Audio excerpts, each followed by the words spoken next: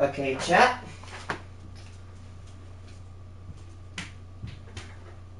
Oh god, it's heavy. I have to move that here in a second. Give me a second. Oh man, we have 2 penny bricks with me today. Can't wait to unwrap these suckers. I'm gonna check the boxes real quick. I wanna get my reaction on stream. That's why I'm doing this on stream.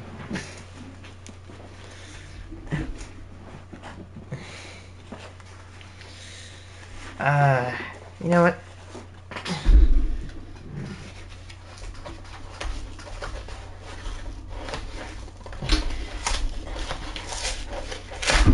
How difficult to get these bad boys open. Oh, there's Canadian cent sticking out. You know how it is. Yeah, Canadian cent's just poking on out. You know how it is. Here, I'll show you. See how it's a different leaf texture? It's Canadian penny right there.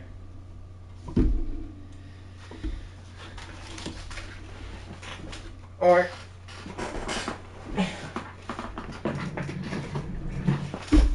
oh my god, these are heavy as hell. They're like 12 pounds each. It doesn't seem like that much, but 12 pounds and that condensed together. Here's how it is. They're about 8 to 9 inches long. Roughly about 3-4 inches tall. By the way, this box is filled with $25 for pennies. It doesn't sound like that much, right? It doesn't sound like it'd be a heavy object. But make no mistake, pennies are made of copper, which is pretty heavy when you get it into high enough quantities, such as these boxes. Only a quarter of these pennies are made before 1982, which 1982 pennies, some 1982 pennies are zinc and copper. Zinc pennies are 5% copper, and yeah, it doesn't look like there's any crap. It doesn't say that there's no weeds on the tops of these boxes. Yeah, there's like early 60s. But yeah, there's basically nothing. Doesn't mean there's nothing inside the rolls. I found a normal looking roll and it had like up to 6 wheat pennies hiding inside. That's a lot of wheat pennies for one roll, by the way. Average you get is you have to open an average of 5 rolls to get one, and to get one and open it up to get 6 is absolutely stupid and nutty, and it's hilarious. I absolutely love it when that happens.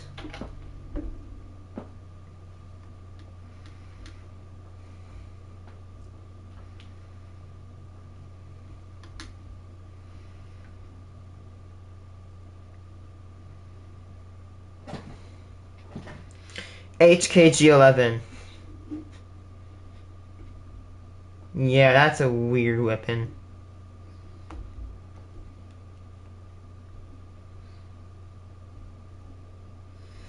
That's a really weird weapon.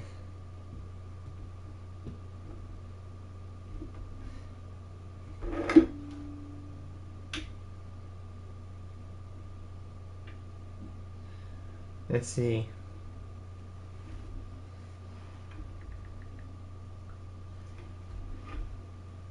Geese. Peace was never an option. This is the video I was wanting to watch.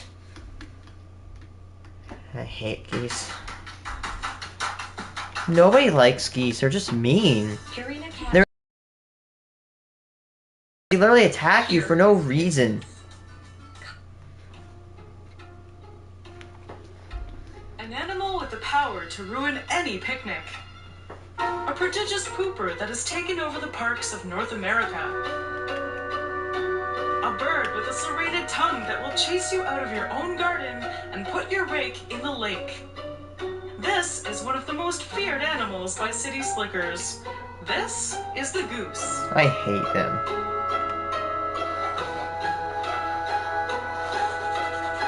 It sounds like I'm being harsh, but hear me out. They're mean to you. If you go near them, they look pretty. Like the white ones I can kind of take, but the gray geese, they're mean.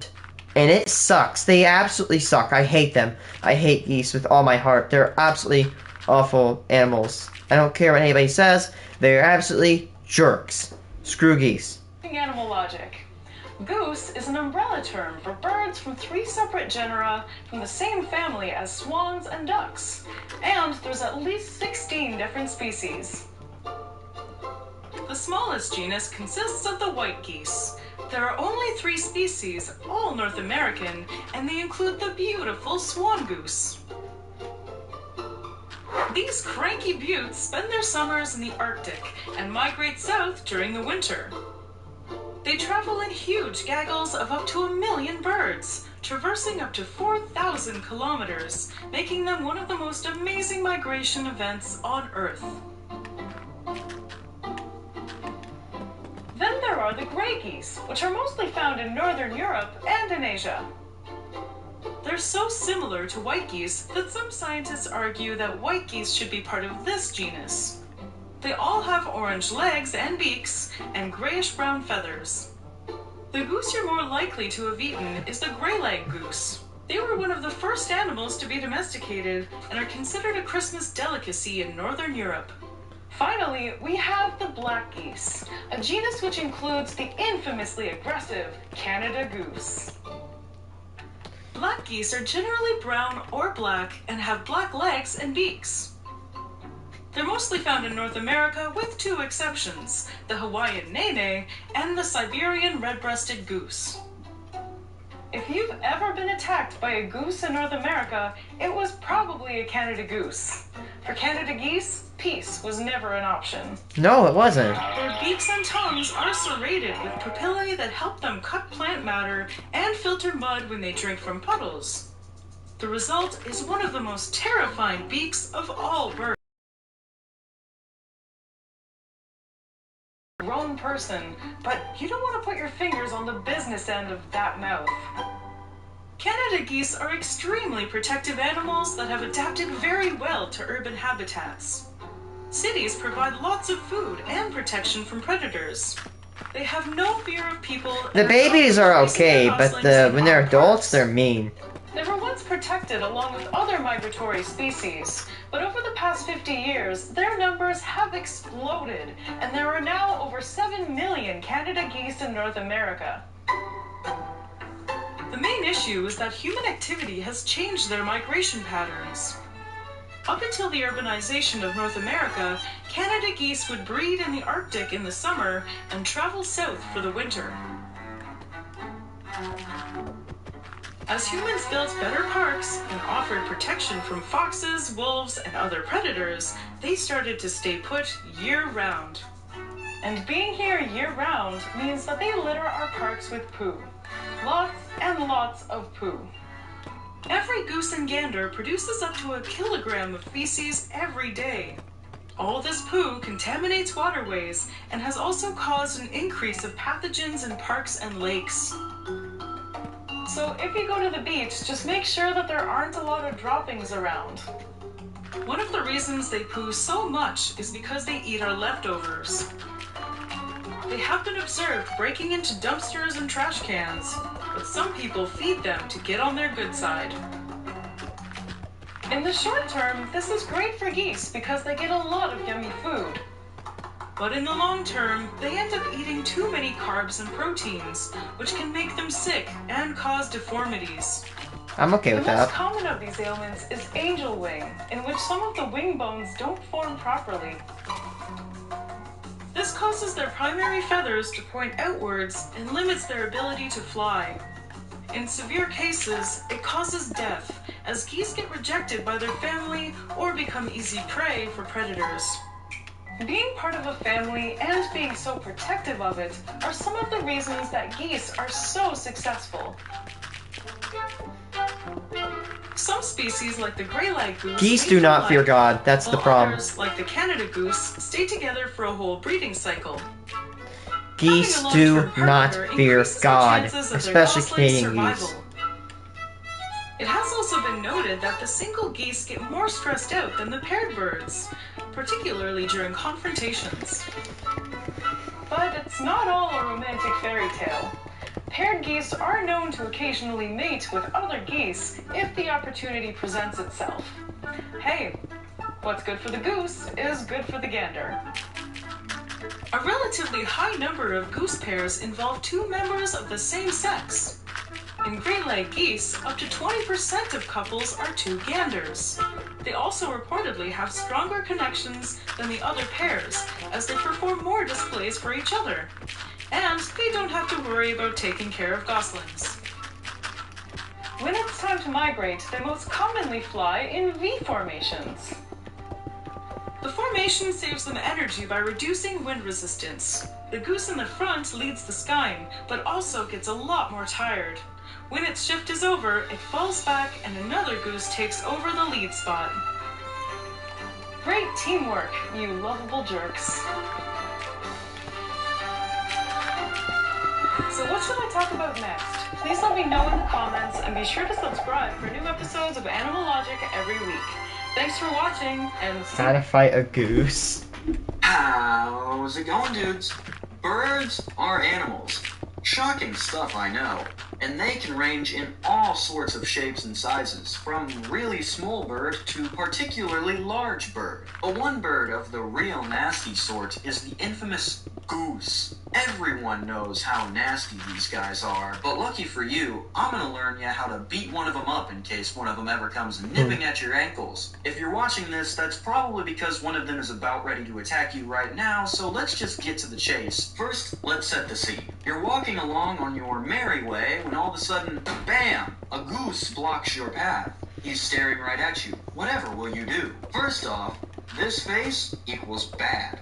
Geese can smell your fear, so get that mean look on you. Give him a good sneer. Next, the goose will try to intimidate you. They're really good at this, so you gotta be better. Stand up tall, push your shoulders back, extend your arms, look mean. Let out a primordial roar that shakes the earth beneath you. Then either flex on him, taunt that sucker, or break out some dance moves until the goose is like, whoa man, calm down. If this doesn't work, then bad news. The goose is now sufficiently enraged and now really wants you to die. But don't panic. The scouting report on him just came in. On average, the goose is much too heavy to use his flight offensively. So his main method of attack will be to try and bite you. Luckily for you, this little bite attack of his is placed right on top of his giant effing weak spot called the head-neck area, because whoever built this bird was way too fond of giraffes. So every time a goose tries to come at you, simply kick the crap out of this idiot like you're playing kickball at the park. A nice neck shot should stagger him, allowing you time to taunt at him a little more until he tries again. Repeat this process until he realizes that he doesn't stand a chance and slinks away like the failure that he is. Be sure to taunt once more while he's leaving in order to deal emotional damage too, to really hammer home the amount of shame that he should be feeling. He won't be bothering you anymore. With all of these tools at your disposal, I'm confident that you will no longer need to live in fear of a 3-foot-tall bird. Thank you for watching and have a fantastic day.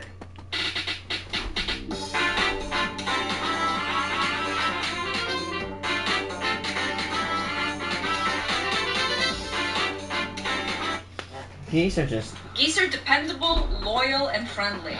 But No. they do have a dark side, they're hyper-aggressive, and they will attack. Real silly. Geese are proud, loyal, and dependable creatures. But they're also very aggressive. In this video, I will teach you how to defend yourself against these beasts without losing your dignity and without hurting the animal. Geese are huge jerks. They'll gladly attack anyone from large males to small defenseless children. This is due to the fact that they're very territorial. Basically, you'll be walking across your own lawn and a goose will think, "Why are you in my living room?" and charge. I also believe that geese are forever frustrated due to their lack of arms. My geese are constantly looming over me to see what I'm doing with my arms and wishing they could do the same. If geese had arms, we would all be doomed. Geese have serrated teeth and tongues that work together to rip your skin. Although I call geese the pit bulls of poultry, the damage they can actually do is limited to heavy bruising and surface wounds. Caveat. Wild geese are a lot stronger than domesticated geese and can actually break your bones with their wings. Oh my god. Goose body language 101. Head against chest. Please touch me. Purrs and coos. Please touch me. Honk honk. Yes, hello? Where's food? Screeching. There are grapes in my throat. Screeching. I wish to murder you. I wish to murder you. I'm mad, but okay. Hissing. Definitely upset. Climbing on you. Possibly happy, but probably trying to rape. Okay. What are you doing? Long neck, head down. Run. Never let a goose corner you. Put an object between you and them and run away. Well, that's good info.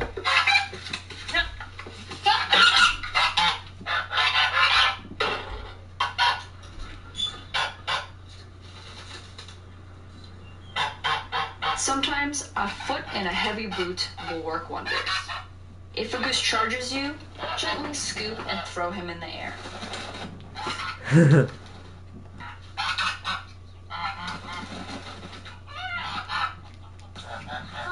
Always remember to walk your property with something in your hand, just in case.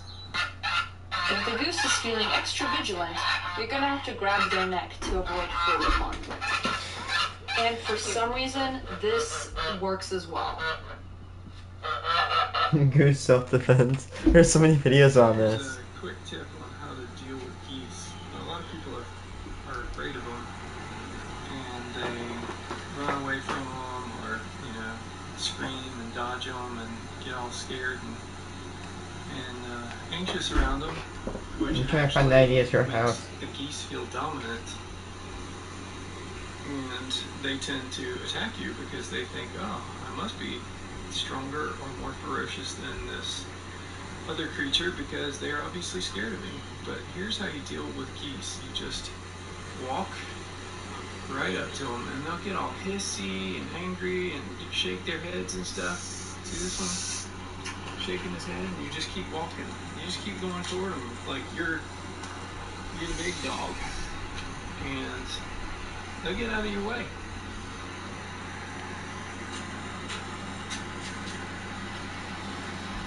And another thing is, cars stop for geese crossing the road all the time, or geese about to stop the road all the time. And so, they think they're helping the geese. I'm not going to hurt these geese or whatever, so I'm going to stop and let them cross. And I'm not saying run over the geese, but I'm just telling you, you are conditioning the geese that they are dominant over the cars, and that cars will stop for them. And so when eventually there are cars that aren't going to stop for them, they just walk right out in front of them and get splattered. So the best thing to do if you're driving along and you see geese about to cross the road, lay on the horn and just keep driving. Now I'm not saying run over them. Just look at this one. Just take a little break right there in the middle of the sidewalk. I'm not saying just run over them. I'm saying, carefully continue and proceed and make a lot of racket with your horn and show them you're the big dog, or the car is the big dog and they need to get out of the way, otherwise they're going to get run over sometime in the future. Here's another example. Yeah. See, they already know. If they don't know you, if you don't walk past them, if you haven't walked past them before, sometimes they're a little more dominant, and you have to prove yourself first and just walk toward them. And if you flail your hands up in the air and look really big and mean, Yeah, they will try to dominate you.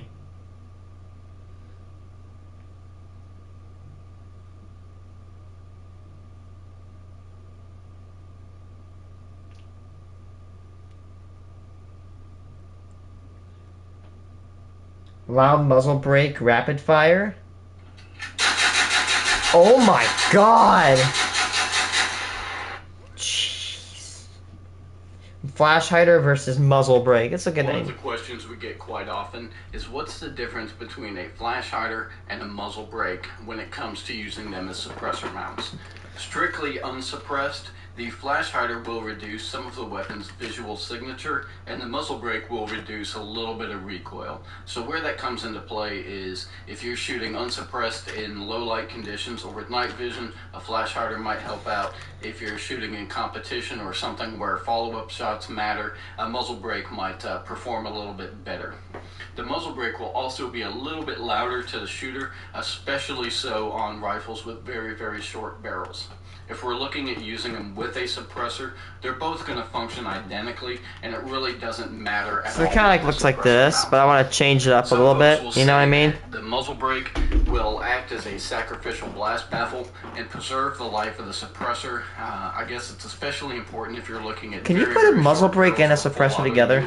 But by the time that's going to make a very small difference, you've probably burnt out a few barrels, run through a bunch of spare parts, and spent thousands and thousands of dollars on ammo.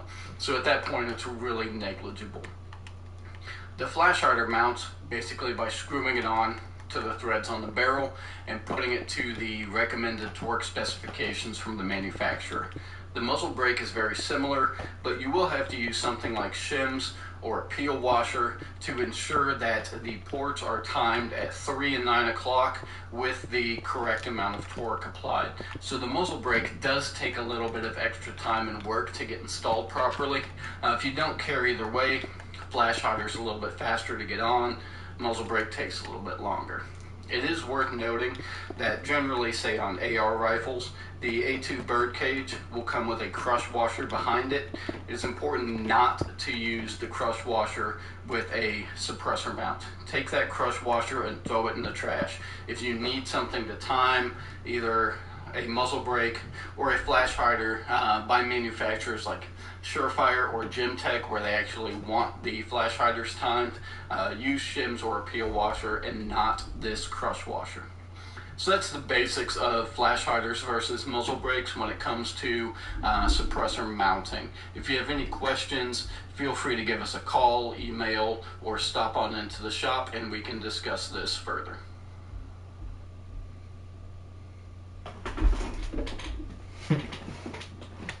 This wasn't no bear. It was like a bear squatch. Dad, what's a bear squatch? It's a cross between a bear and a sass. It's made up. He's usually sleeping. Boffy. Tried terrible Minecraft Network Fox. Boffy's hilarious. He's not active that much anymore because he's actually pursuing his life goals. Every second counts here. It's safe to say that Minecraft is a kind of successful game. You know, it did all right. And with a successful game comes copycats. Oh, yes. There's like a weird, sketchy black market for Minecraft clone games, and a lot of them are pretty hilarious. So today I'm going to be going through all of them and rating them out of 10. 0 being I can't play the game, and 10 being it is Minecraft. The game is Minecraft. Spoiler alert, most of them get like a 1 or a 2. Alright, I just googled Minecraft free, and there's already some questionable results. Wow, this interface, it makes me very sad to look at. Mineclone 3, that looks promising. No, it doesn't. It looks horrible. What? Is that the pig? That's the pig texture. That's the pig. Come back here. I need to look at your face again. Oh my god. It's like it was designed by a small child. I don't like what I'm looking at, guys. No, this is giving me very bad vibes. I mean, I can't pinpoint exactly what is wrong with this monstrosity of a pig in front of me, but there's definitely something just off when I look at this. Oh my god, that's gonna give me nightmares. What? It looks like it's a spider walking around. No, I'm done. No, get me out, get me out. This game gets a 0. I hate it and everything it stands for. I'm leaving. Worldcraft 2, that sounds like a quality game. I don't think I should click start. I think that would be a bad life decision. Worldcraft. Building and crafting. Wow, good job. Good job. Yes, I'm scared to see what is inside of this. No, I really hope this isn't a targeted ad and the data that Google has on me doesn't tell them that I'm in the market to buy Barbies. That's just Minecraft. That is legit. Okay, they literally, for the home screen, just took a screenshot of a really bad Minecraft world. Also, the door is... Oh, what? Ew, that house is really gross. Why is there a blue sheep? Alright guys, do we want to play World 4, World 3, or World 2? I like how there's no World 1, just 4, 3, and 2. Let's play World 4. I'm feeling World 4 today. Ooh, I like the music. Oh, the game had started. I had not even realized. Okay, you know what? Immediately, it is running better than the other games. That doesn't mean it runs well, that just means it runs less terribly. Look at that, you can jump 2 blocks instead of 1. It's already better than Minecraft. So they just decided not to give the grass blocks a top texture, so there's grass on the sides but not on the top. Very bold move. It does appear that the trees are in fact made out of stone. Not that there's anything wrong with that. Just, you know, another bold decision on their part. You know, they chose a very strange amount of blocks. Like, if you're gonna have only 20 blocks, I would think you wouldn't have prismarine as one of the options. Actually, it's 2 of the options. This, I want to craft this. Oh, wow, that's my favorite block. I wonder if that's on purpose or if they literally just messed it up so that it's not a block, it's an X. I'm trying to get out of a hole and the music's just like... There's a few ads on this site as well. Just a couple. Oh, here's a cool feature that this has that Minecraft doesn't. Let's say you're done with the game but don't want to close it out entirely. Just move your cursor to the right. Go do whatever you need to do, and then as soon as you want to play again, just bring your cursor into the box and you're back playing. And sure, it means you can't really turn too far or else you'll lose control, but it's still a great feature. Oh god. Guys, I found the gateway into all of the off-brand Minecraft games. I find it difficult to believe that anyone could have a good time playing this. Alright, so this is a mystery. They went as far as to give the water a wave animation, something that even Minecraft doesn't have by default, but then you go underwater and there's no water texture, it's just like it's on top of you. I can't, how do I even know if I'm underwater? Oh, that is not good to look at. I'm going to the center of the earth. Oh, yep, just as I suspected, you just kind of fall infinitely once you're out. Oh, look, the sun's a hexagon. Wait, is hexagon the right? I don't think hexagon's the right one. Wow, the music just doesn't stop. Alright, Buildcraft is trending, so of course I'm gonna try that. Oh wow, they really want me to get this PDF converter. Once again, they've just stolen some Minecraft box art. Oh boy, another Barbie ad. What data has Google collected on me that makes them think that I am in the market for Barbies? I don't know, it scares me. It actually looks good. Like, if this were a higher frame rate than 3, this wouldn't even look bad. It looks like they have some shaders going. Look, the water even has some form of reflection, even if it's questionable. Alright, these are all, like, the same game, just with different textures and levels of lagginess, I feel like. I don't know, this is all very sketchy. I found more than I hoped to find. Do you think they actually have TNT that works? I highly doubt it. I think the fire is quite literally a block. Why are there 2 fires? I don't understand this game. Whoa, okay, what? So, there's like realistic fire, but then there's this fire that's just a block. I don't get it. Why does the fire stop the water from flowing? This is hurting my brain. It's also hurting my eyes. Look at that smooth frame rate. What does it mean to go beyond? I don't know. Adversity. I swear to God, if this is an ad for some weird medicine that's gonna give me heart failure. Alright, they didn't steal the Minecraft box art this time. I swear to God. No, no, I don't want to go to the Barbie website. Leave me alone. Well, this one's just a black screen. I don't know what to think here, guys. I'm at a dead end. I can't really commentate on a dark, just blank screen. What? Is this the game? Am I having fun? How did it get this bad, man? How did I end up here? I used to make Skywars Let's Plays, now I just look at black screens. Please, just let me play the game. If you're going through this much trouble, why wouldn't you just buy Minecraft? It's like $25. Alright, we got Blockcraft 3D, my favorite game. This one's even better because there's an ad in the game and around the game. Not a very good like to dislike ratio. Okay. You know, it's running at like, oh, never mind. Sure do hate it when my Minecraft gets interrupted by mid-roll.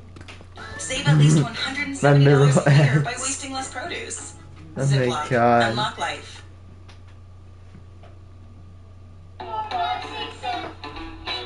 That's hilarious how, like, it's just, you're on Minecraft. Why would you do this to yourself? It's just not even worth playing. Okay, return to game. You know what this reminds me of? It's like if you got a really bad texture pack in like the beta of Minecraft when everything was all nasty and green, and then you turn the FOV all the way down. That's what this is. Oh, and you lock the sensitivity at an insanely high level that's borderline uncontrollable. Yeah, that's this game. It appears they've made the clouds out of stone, another bold design choice. Okay, you know what? This game actually has animations for the blocks when they drop, so good on them. So this is probably the best one we've played so far. We got wood, we can build a house. We can build a house on one of the stone clouds. Wait. What? What? The wood, it doesn't have a texture. When you place the wood, it's just clear. Why? Was it really that hard to add a wood texture? What am I doing with my life? Guys, I want to go back to normal Minecraft so bad. It's going to be so crisp and nice in comparison to this. Do these ads think that I'm that gullible? Because I am. I'm clicking on this. So the ad is actually blocking where it would normally say start game. Oh, continue to game. Okay, oh, it moves the ad over. That's so nice. You know, I'm really glad they've got ads on the top and the bottom. Before it was just on the top, and it just looked really blank. Now, you know, this home screen just feels a lot more populated. I like it. Oh boy, we're back in hell. So when you destroy grass, you get these bean things, but you can't actually do anything with them. In fact, when you place them, they just kind of pop back up. I'm not really sure why this was a feature they felt was necessary to add, but you know what? I'm not complaining. Actually, placing down these beans is probably the most fun I've had playing this game so far. Look at me, I'm having a blast. Mario Craft, that looks horrible. Let's play it. So they've taken the other game and they've changed Blockcraft to Mario Craft. Oh, now on mobile. Oh, if you press how to play, it hides the ads. That's a good life hack for if you're ever playing Mario Craft and getting tired. I like how it of advertises ads. Minecraft. Alright, so it turns out they did change something. It looks like they've retextured all of the blocks and somehow made them look even worse. Yeah, everything's just a lot more broken now. The beans have been replaced with coins, because I guess like Mario or something. I don't know. What am I looking at? This hurts me. Alright, Minecraft free. That is hardly legal. Every time I see these, I just want to click them so bad I can't help myself. Well, I mean, they're not trying to hide it at least. It's a lot better than Mario Craft as the title. Donate? Really? You put a donate button in your website. I don't mean to be rude, but this isn't exactly the type of game that I would consider deserving of donations. Also, the PayPal link doesn't work, so you're not getting any. Oh! Hey, you know what? This one actually does not look that horrible. I mean, there's the same problem where my cursor just kind of leaves the area every once in a while, but that's fine. Alright, we've got 2-block jump height for some reason again. You know what? You start with a house in this game. You don't start with a house in Minecraft. It's already 100% better. There's an actual mining animation. That's always good. It does appear that they have just completely stolen the textures for pickaxes from Minecraft. I'm not sure how legal that is, but I'm not gonna question it. I seriously doubt this is actually gonna work. Yep, all of these games, they just have TNT kind of as a block. Like, you can't actually blow it up, it's just there, and I'm guessing you can't get into this furnace. They've given us a sword, so I'm guessing there's some kind of mob that we can go and kill. Is that a pig? All these games seem to have broken pigs. Oh, wow, they just stole the pig texture directly from Minecraft once again. Please look at me, I want to see your face, I want to see what your face looks like. No, come back.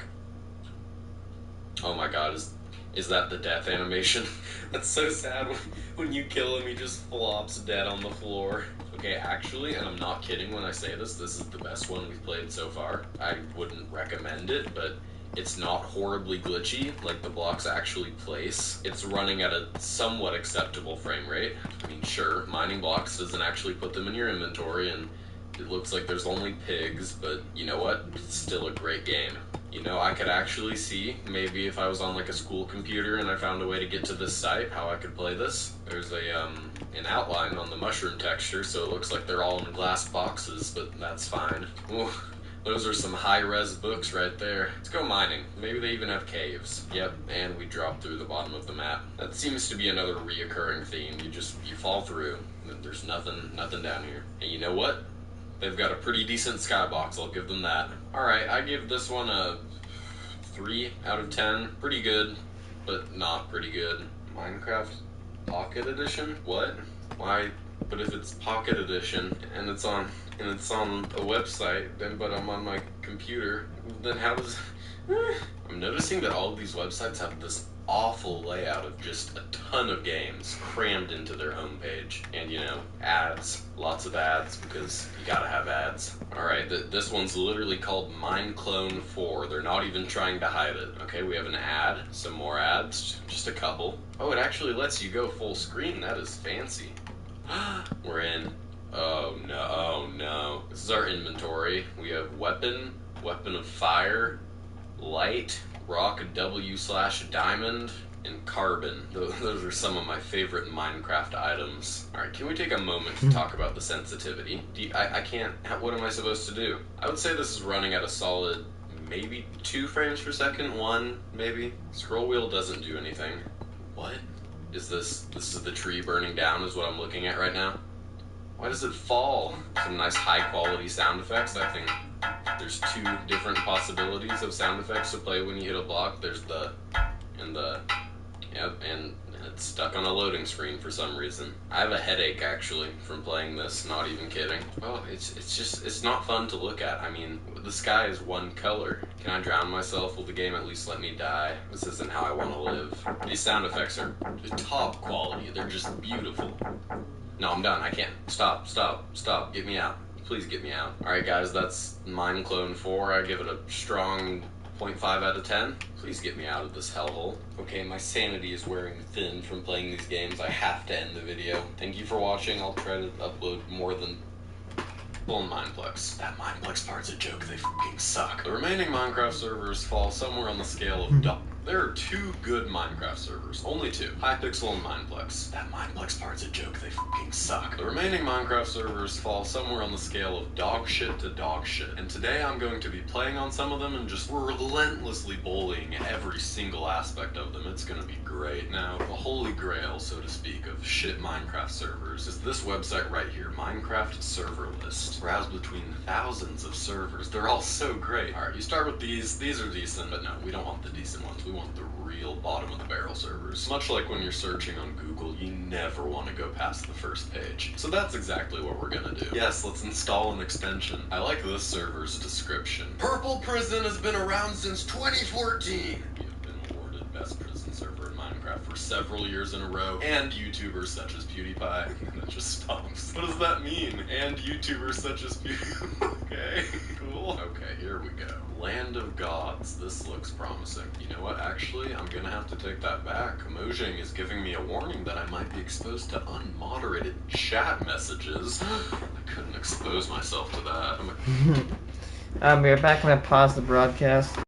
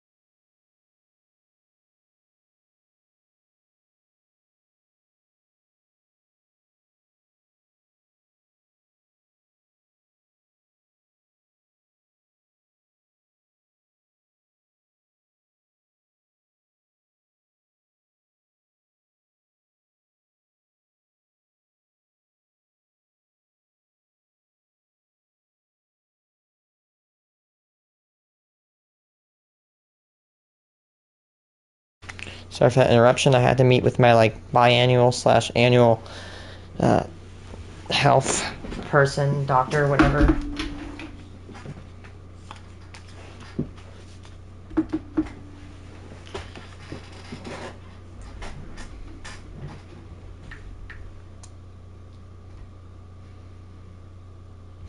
Christian, you see. So you know, in this game, I've really always admired the way that fish die. I'm a good man. I want a bunch of those fish dying all at once. I can't be associated with this. I kind of wish I could see the ash from the dead fish is stopping me from watching the living fish die. Okay, anyways, whopping total of 3 players online. There's not much to make fun of here other than the fact that literally no one is here. Let's get a job/jobs browse. Oh wow, I'll be a fisherman. If only it were that easy to get a job in real life. I wouldn't know. I'm a YouTuber. Okay, I'm a fisherman now. I don't know what that does. Am I stuck here? How do I leave? Hello?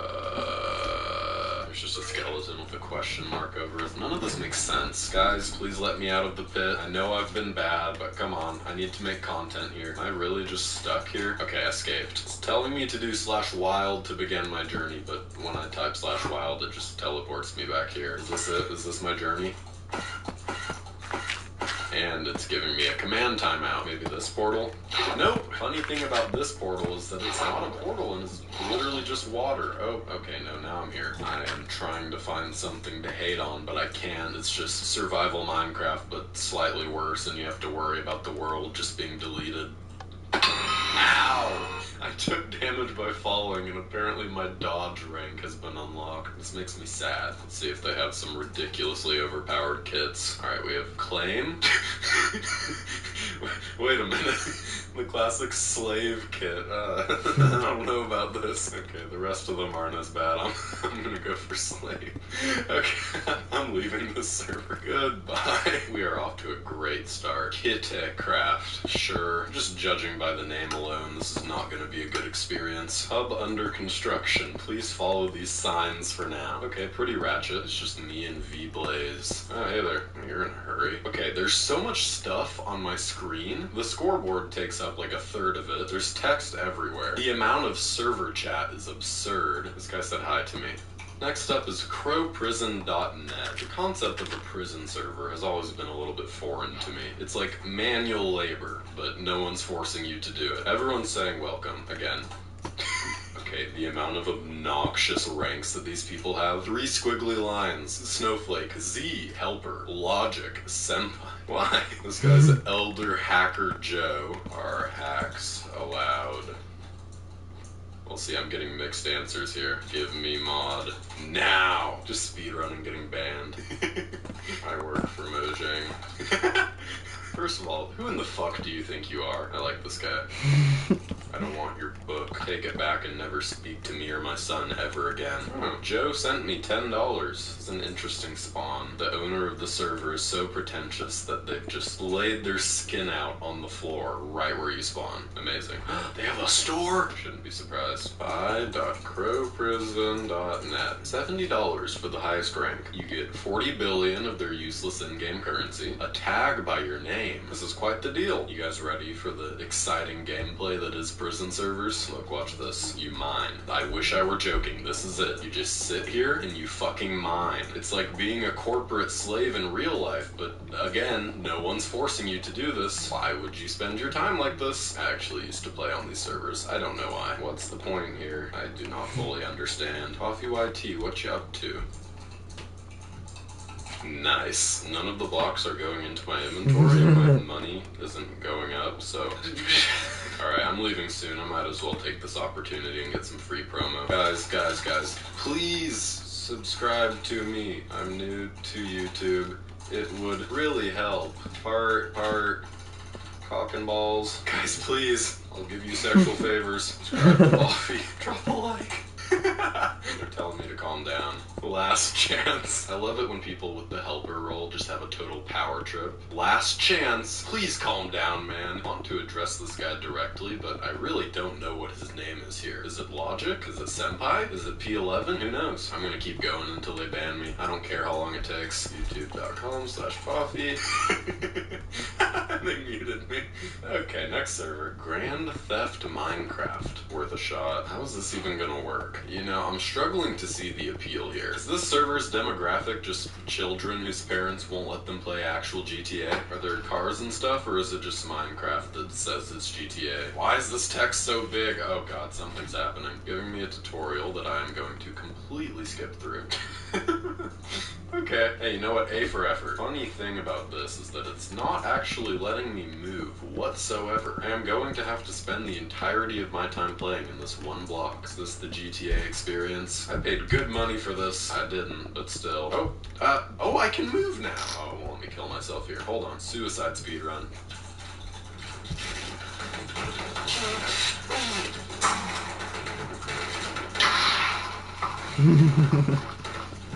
Alright, now I'll try for about 5 minutes to actually play the game. And then I'm gonna get bored and go to the next server. You know, that's how I operate. The cars I can drive, there aren't, and this isn't really GTA. I've got guns, now I just need to find someone to kill. I also have sushi for some reason, don't question it. Baseball bat, you know what? I like these a lot more than the Minecraft default weapons. That just looks a lot more violent than a sword. Now, why would I want to use a stun gun when I have a lethal weapon? In what scenario am I ever going to... Oh, I found someone.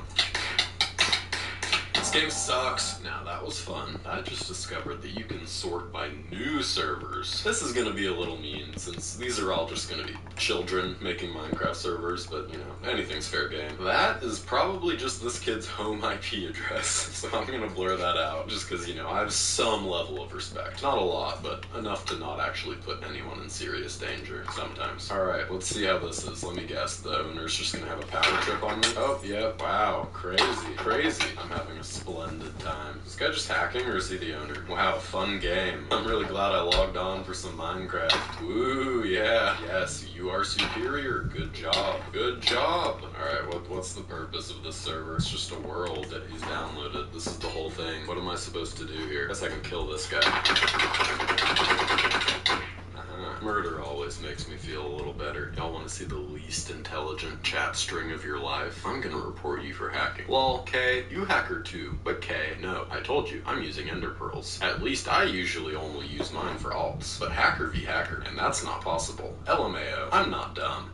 I doubt that. There's nothing to do here. What's the point? Do I just get killed over and over again? Top Frag Network. One player online. Of all of the blocks they could have chosen as a portal frame, they chose fucking pumpkins. Why? That's my favorite quote from Bobby. 3 world options. I guess I'll just try them all until I find the one other player. Nope, not here. Let's see here. Yes. Hello. Oh, no. Too much caps lock, guys. Can't have people yelling in the Minecraft chat. Might scar them for life. Jesus Christ. He spelled hello wrong. How are you? I'm gonna play nice for now. I'm alright, you. I am doing quite splendidly, good sir. Fuck! Sorry, Tourette's.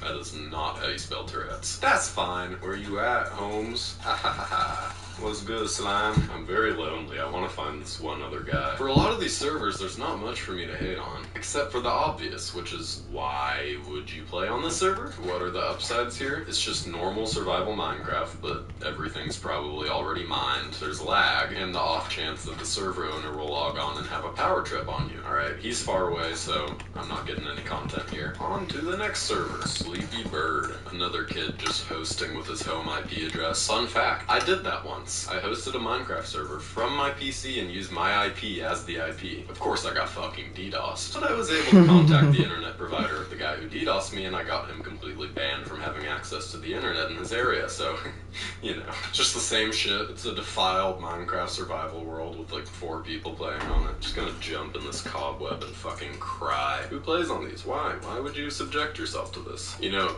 okay, yeah, it's actually easier for me to just leave this server and find a new one than mine that cobweb. Now this server's advertised as being family friendly, which should really just be a perfect fit for me. I mean, you all know me. I like to keep my videos nice and positivity filled, free of any curse words or violence. I'm a family YouTuber. I like to teach good morals, respect. Is there gonna be like a giant rules thing? No, stop. I don't need all this. Isn't this a children's server? No kid is gonna want to read this much. If they wanted to, they would not be playing Minecraft. No swearing, no griefing. griefing, no stealing, communist Russia, no hacks, no advertising. Alright, I'm on a mission to break as many of these rules as possible. This is the NPC that lets me enter the rest of the world. He says, before I can let you pass, I have to ask you a few questions to make sure you've read the tutorial. Fuck you, man.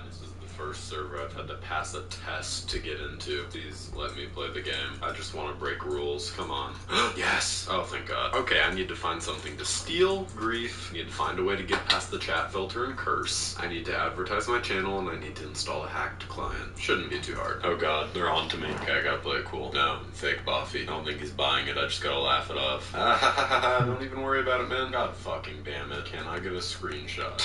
I love being rude to children. It fills me with joy. He tracked me down. No, I don't want a screenshot with you. Stop. Leave me alone. No. Stop. This man is harassing me. Instead of using commands to get away from spawn like smart people, this server has adopted a minecart system, which is cool and all, except for the fact that I can run faster than this minecart goes, so it doesn't make any fucking sense. I'll play along with it, though. Oh, come back. Can you not get in a moving minecart? What's happening? Slow down. Why are you doing this to me? I haven't even wronged you yet. Why? Stop destroying your own vehicles to say why? Give me one good reason that would be disabled. Okay, it stopped for me. I keep getting recognized and I keep denying. Deny. That's my conflict strategy. Again, we teach good life lessons on this channel. I swear to God, this game just doesn't want me entering vehicles. What's happening? Is it something I did? Did I say something that offended it? Oh my God. So I can't destroy it and I can't enter it. I'm going through a lot of hassle here just to break 5 rules. It's gonna be worth it though. It'll be slightly funny. Holy, I can't buy another one. I'm going to kill myself. In the game, not real life. Maybe real life too. Who knows? This is gonna be harder than I thought because they have build protection, so I can't really grief. Oh, I take that back. You know, while the server's lagging and spawn protection is broken, I might as well take care of the steal one too. Okay, yes. Let me just defile this farm. Okay, that is 2 rules broken. We're making fast progress. Just wanted to remind you that we have a no griefing policy. Oh, you see, admin, that wasn't me. That was someone else. Don't worry about it. Sorry, exclamation point. I assumed since there were melons, I could eat them. Bulletproof argument. Can't ban me. If I just pretend I'm a little kid, he can't hurt me.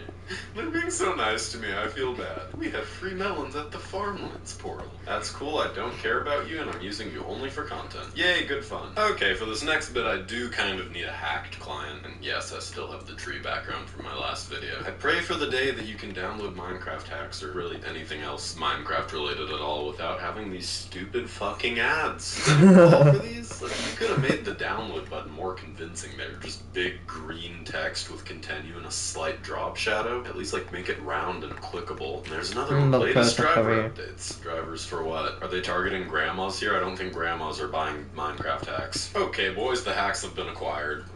This is nice. Why is it that right as I do that, I get a message saying X-ray mods and X-ray texture packs are against the rules. Please don't use them. They know they're stalking me. Oh my God, there's so many options. I could get banned in like 80 different ways here. Okay, I'm just gonna start by very obviously X-raying and then work my way up. This certainly makes things easier. Let me just get full diamond armor suspiciously fast. God damn it. See, normally I'd be happy with this, but I didn't break the other 2 rules. Okay, let's reconnect with an alt. Gonna have to break out my girlfriend's old account. You know, I figured the name Boffy Wifey might be just a little suspicious, so I changed it to this abomination. Let's just take a moment to go over all my previous Minecraft names. This was my main account before YouTube. We've got, I don't like this, Josh Lightyear. That's an extremely clever play on words of Buzz Lightyear.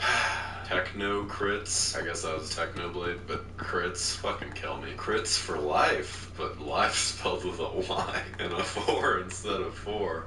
So cool. Buzz Potato. This one's actually not bad. And White Hat Hacker. I was an edgy kid. Okay, enough of that. We're not here to look at my old username. We're here to ruin a child's day. No specific child, just, you know, children in general. Welcome. Oh, my 2nd time being welcome to the server in the span of 10 minutes. You know, just in case they catch on, I'm gonna do some light cover up here. It's me, Catty Wampus 1987. Everyone knows Catty Wampus 1987. I am a child doing things a child does. Alright, now that they'll never suspect a thing, I can continue. Worst. It's come to my attention that one of the hacks is just called .taco. I'm intrigued as to what this might be. I'm entirely underwhelmed. What the hell are half of these hacks? Miley Cyrus. Alright, yeah, that's the dumbest shit I've ever seen. Okay, I have to admit, it's like 3 out of 10 funny. LSD. I haven't done LSD, but I don't think it looks like this. You know what, I'm gonna keep this on. This is soothing. I'm gonna have a headache after about 2 minutes of this. Why is my hotbar just blindingly white? Nothing makes sense. Please kill me. Whoa.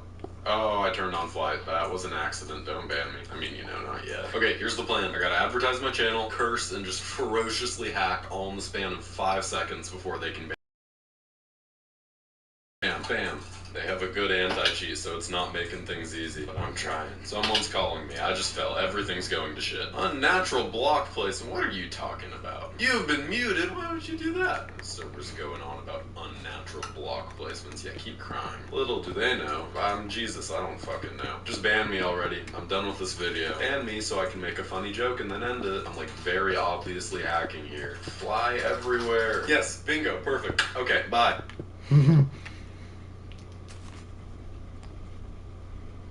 The only game where everything can be destroyed. It's like called Teardown or something.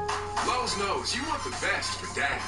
That's why we're offering great deals on everything you need to take on any project this Father's Day. When I say everything in this game is destructible, I don't mean it in the sense that everything can be mined or removed like in Minecraft. I mean it in the sense that every single voxel you see has its own physics. Things can be blown up, set on fire, collapse, collide with each other, hang from power lines, and a lot more, which you'll see if you watch the rest of the video. Open the gate. I don't like being told what to do, but I've been promised destruction, so I'm going to follow the rules for now. Seems like there's some actual physics going on here. Ooh, I can throw shit. I'm powerful. Oh, that just broke. Ooh. Oh, God, I'm gonna have fun with this. Okay. I've never been one to follow rules. Can I just pick up a car? I don't know how to describe this to you through the mic, but this car feels heavy. They've done something to the sensitivity here. Oh, I'm moving it. Holy shit, I'm jacked. Oh, I'm so strong. Whatever this was just wasn't built very well. Jesus Christ, is this wood made out of Play-Doh? Oh, wow. This building is not up to code. I'm not complaining. That works in my favor. Yes. I'll be sure to keep an eye out. I'm going to continue now, but I do hope this game is cognizant of what it is and isn't going to make me follow some shitty campaign for a very long time without destruction. Is this a normal thing to be this into? I mean, I just like watching things crumble and fall. And, okay, you know, can I drop this? I don't know why you would give me a fire extinguisher. I'm not here to help anyone. I think I've made that abundantly clear. They did a good job with that. That looks vaguely like fire extinguisher smoke. This is impressive. I was kind of expecting this to be low budget and indie. Oh my god. Wait, that's sick. Can I smoke out this whole building? Okay, this I am much more in tune with. Oh, yes. They've given me the freedom to just outright vandalize shit. Huge fan, you know? I think this room needs a small makeover. This is Paul. Paul's only desire in life is to watch the world burn. It reminds me of something, but I can't quite put a finger on it. And a sledgehammer. I hope they've just made this brutally overpowered. It's weak as hell, what? A normal sledgehammer in real life can break bricks. Who do you think you're fooling? What? I could do that with my fist. This thing sucks. At least it can beat wood. That's not impressive. I do that every day. Okay, zone in. Let's follow the objectives here. Do I look like a fucking electrician? Hey, if you insist. Oh, geez, there's a tree in the way. What is at my disposal could I use for this? Yeah, I think one of those barrels might work. Oh god, you can see him through the other side. That's... okay. What the hell is this supposed to be? Some kind of like generic machine? Assume it's a generator? Why am I fixing things? You think this is what I came here to do? No, I want to wreak havoc on everything around me. So what's going on here? This is just normal human simulator? You want me to pay bills now? Alright, fine. This is background. So apparently I'm in need of work. My poor mom has no gas. Sounds kind of fishy, but we need the money. You up for it? A guy named Gordon Wu, manager of the mall. He wants us to knock over an old building. No other information given. Needs it gone by tomorrow. Quick execution and uncomfortable working hours. This sounds really legit. I see... I want to watch that video and see.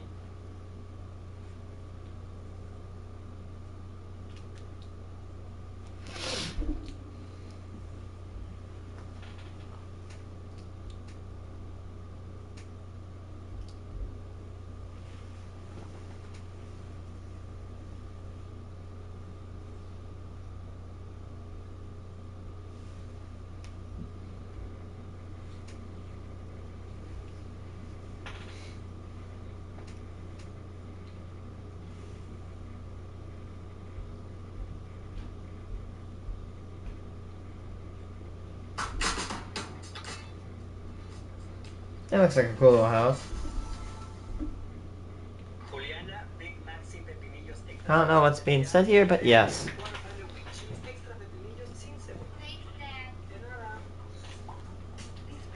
Sorry, no español. No español. No español. Hey, what is up, guys? My name in a spacious above ground basement and garage area. Not only that, but the house has a bright and colorful black palette, as well as cool features like its raised porch and entranceway that makes it an awesome looking design. So without any further ado, let's get right into building it. Not only that, but the house has a bright and colorful black palette, as well as cool features like its raised porch and entranceway. Makes it an awesome looking design. I don't want to build exactly that, because that's what I didn't want to do. So it's gonna take a while for me to build something that I get used to. But if I can find like a kind of like a general concept, like what's it called? It's gonna be like that one time I was making those towers over there, like those ones, the exact ones I'm pointing at. Those type of towers. Like I know what I want to build, but I just don't know how to put it down in physical.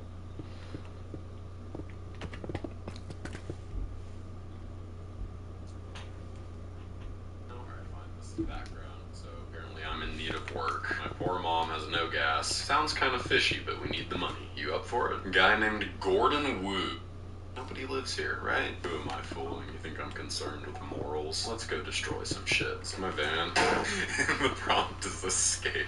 They're not trying to hide it. They know. I'm really glad this game is owning up to what it is. Ooh, this is valuable information. That's cool and all, but I do just want to kill myself. What? I was told that these explode when thrown. What's the problem here? My mom would always get mad at me when I would do this as a kid. Please stop. This is valuable information. That's cool and all, but I do just want to kill myself. What? I was told that these explode when thrown. What's the problem here? My mom would always get mad at me when I would do this as a kid. Please stop bashing the full propane cylinders. Please, I'm in great anguish. Maybe if I just stand next to the house and throw it again.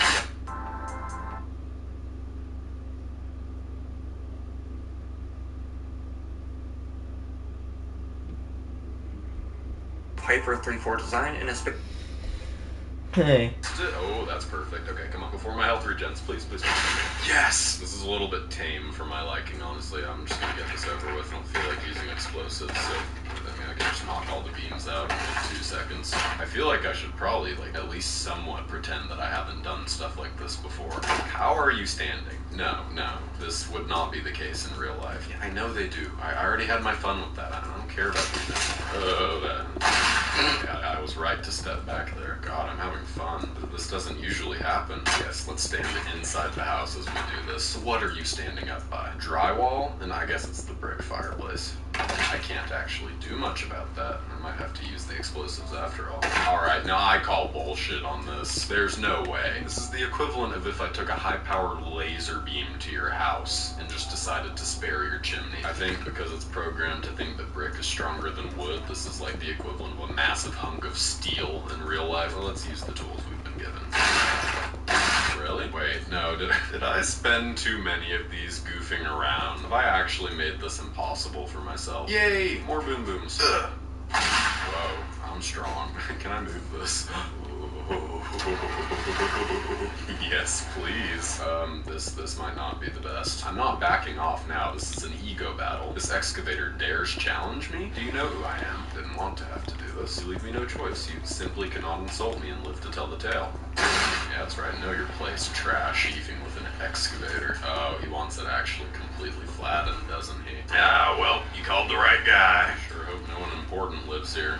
I love this. You can damage the vehicles. This guy's seen better days. Do I have a body? Yeah, no, it looks like I don't actually exist. That's okay. I can live with that. No, you're just gonna put a hard wall right in front of me. You're teasing me with massive buildings, and you're blocking my access to them. Yeah, I think I can go home now. Or, alternatively, and hear me out, I could push my car into the lake, and it would be funny. Oh, never mind. My car is made out of molten magma. What the hell? You see that? This heavy-duty steel machinery just melts away as soon as it touches. It's okay. Me and my plutonium-coated escape van are gonna... you still work? What the fuck? This is actually getting kind of difficult. I do like the way they've done this requirement system, though. They're making sure I actually reduce it to nothing. I mean, I was probably going to do that either way, especially if they didn't tell me to. Okay. Nice knowing you. I'm having good fun already. I should mention that I am unsponsored, and even if I was sponsored and I didn't like the game, I would still absolutely slander it. Okay, so there is fall damage. Good to know. Free roam already? Hell yeah. I get fucking stuck. No. This game is very realistic. That is what happens if you drive on something this size in this truck. Well, okay, but you see, what am I supposed to do about this? You just want me to grab on really tight and pull? I can see inside. The lost cause took care. I don't need any help. My hunger for destruction is so high, I'll walk to wherever I need to be. What is this supposed to be? Next to the fridge, so my first assumption is like some weird 4-pack of beers, but why are they not on the corner then? These little green things. Is it a weird big Lego? It's made out of metal too? Huh? I feel like this is something really obvious and the comments are gonna absolutely bash me for not knowing. Alright, I guess it's just a strange miscellaneous metal object. Oh, it's so beautiful. Jesus Christ. I'm in ecstasy. Oh, well, that's gonna come in handy now. Oh, gee, oh God, who did that? I couldn't tell you anything about it. Real tragedy. Some people, cultural heritage site. I don't know what this is, but it'll probably be important later. I don't care yet, though. Alright, another job, please. Oh, Jesus Christ, they're already on to me. Shouldn't have taken that job. I knew something wasn't right. I took it because of that. I don't know what you think of me. So far, all we know about my character is that I own a sledgehammer and I live in a warehouse. You can get the case dropped, but asked for a favor in return.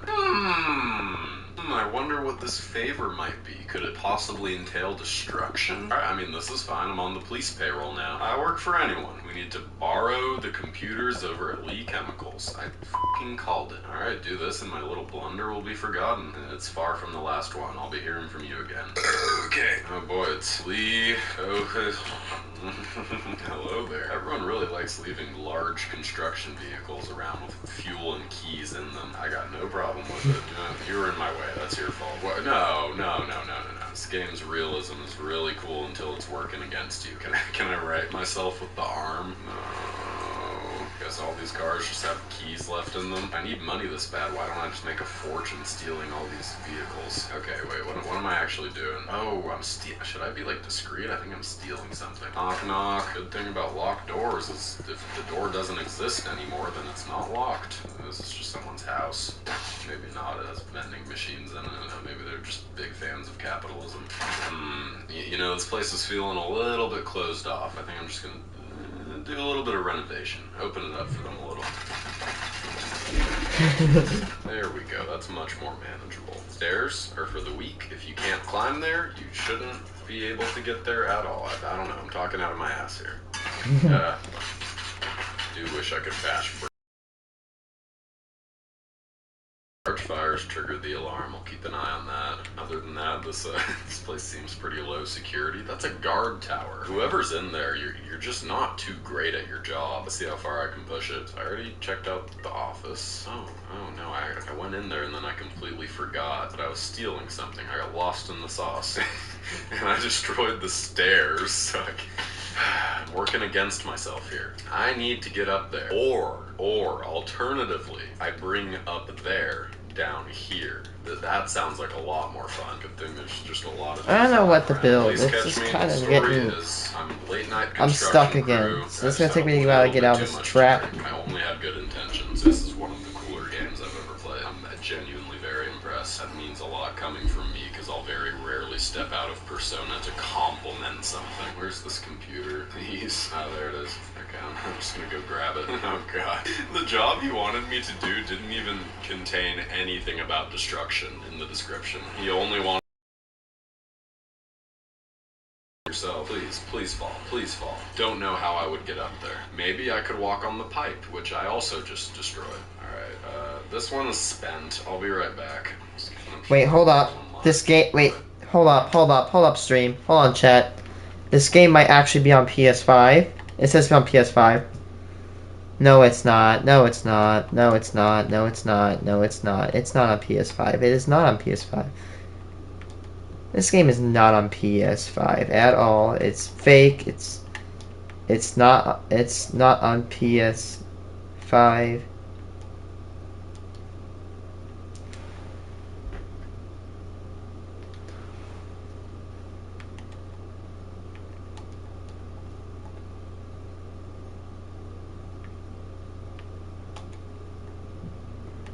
Oh.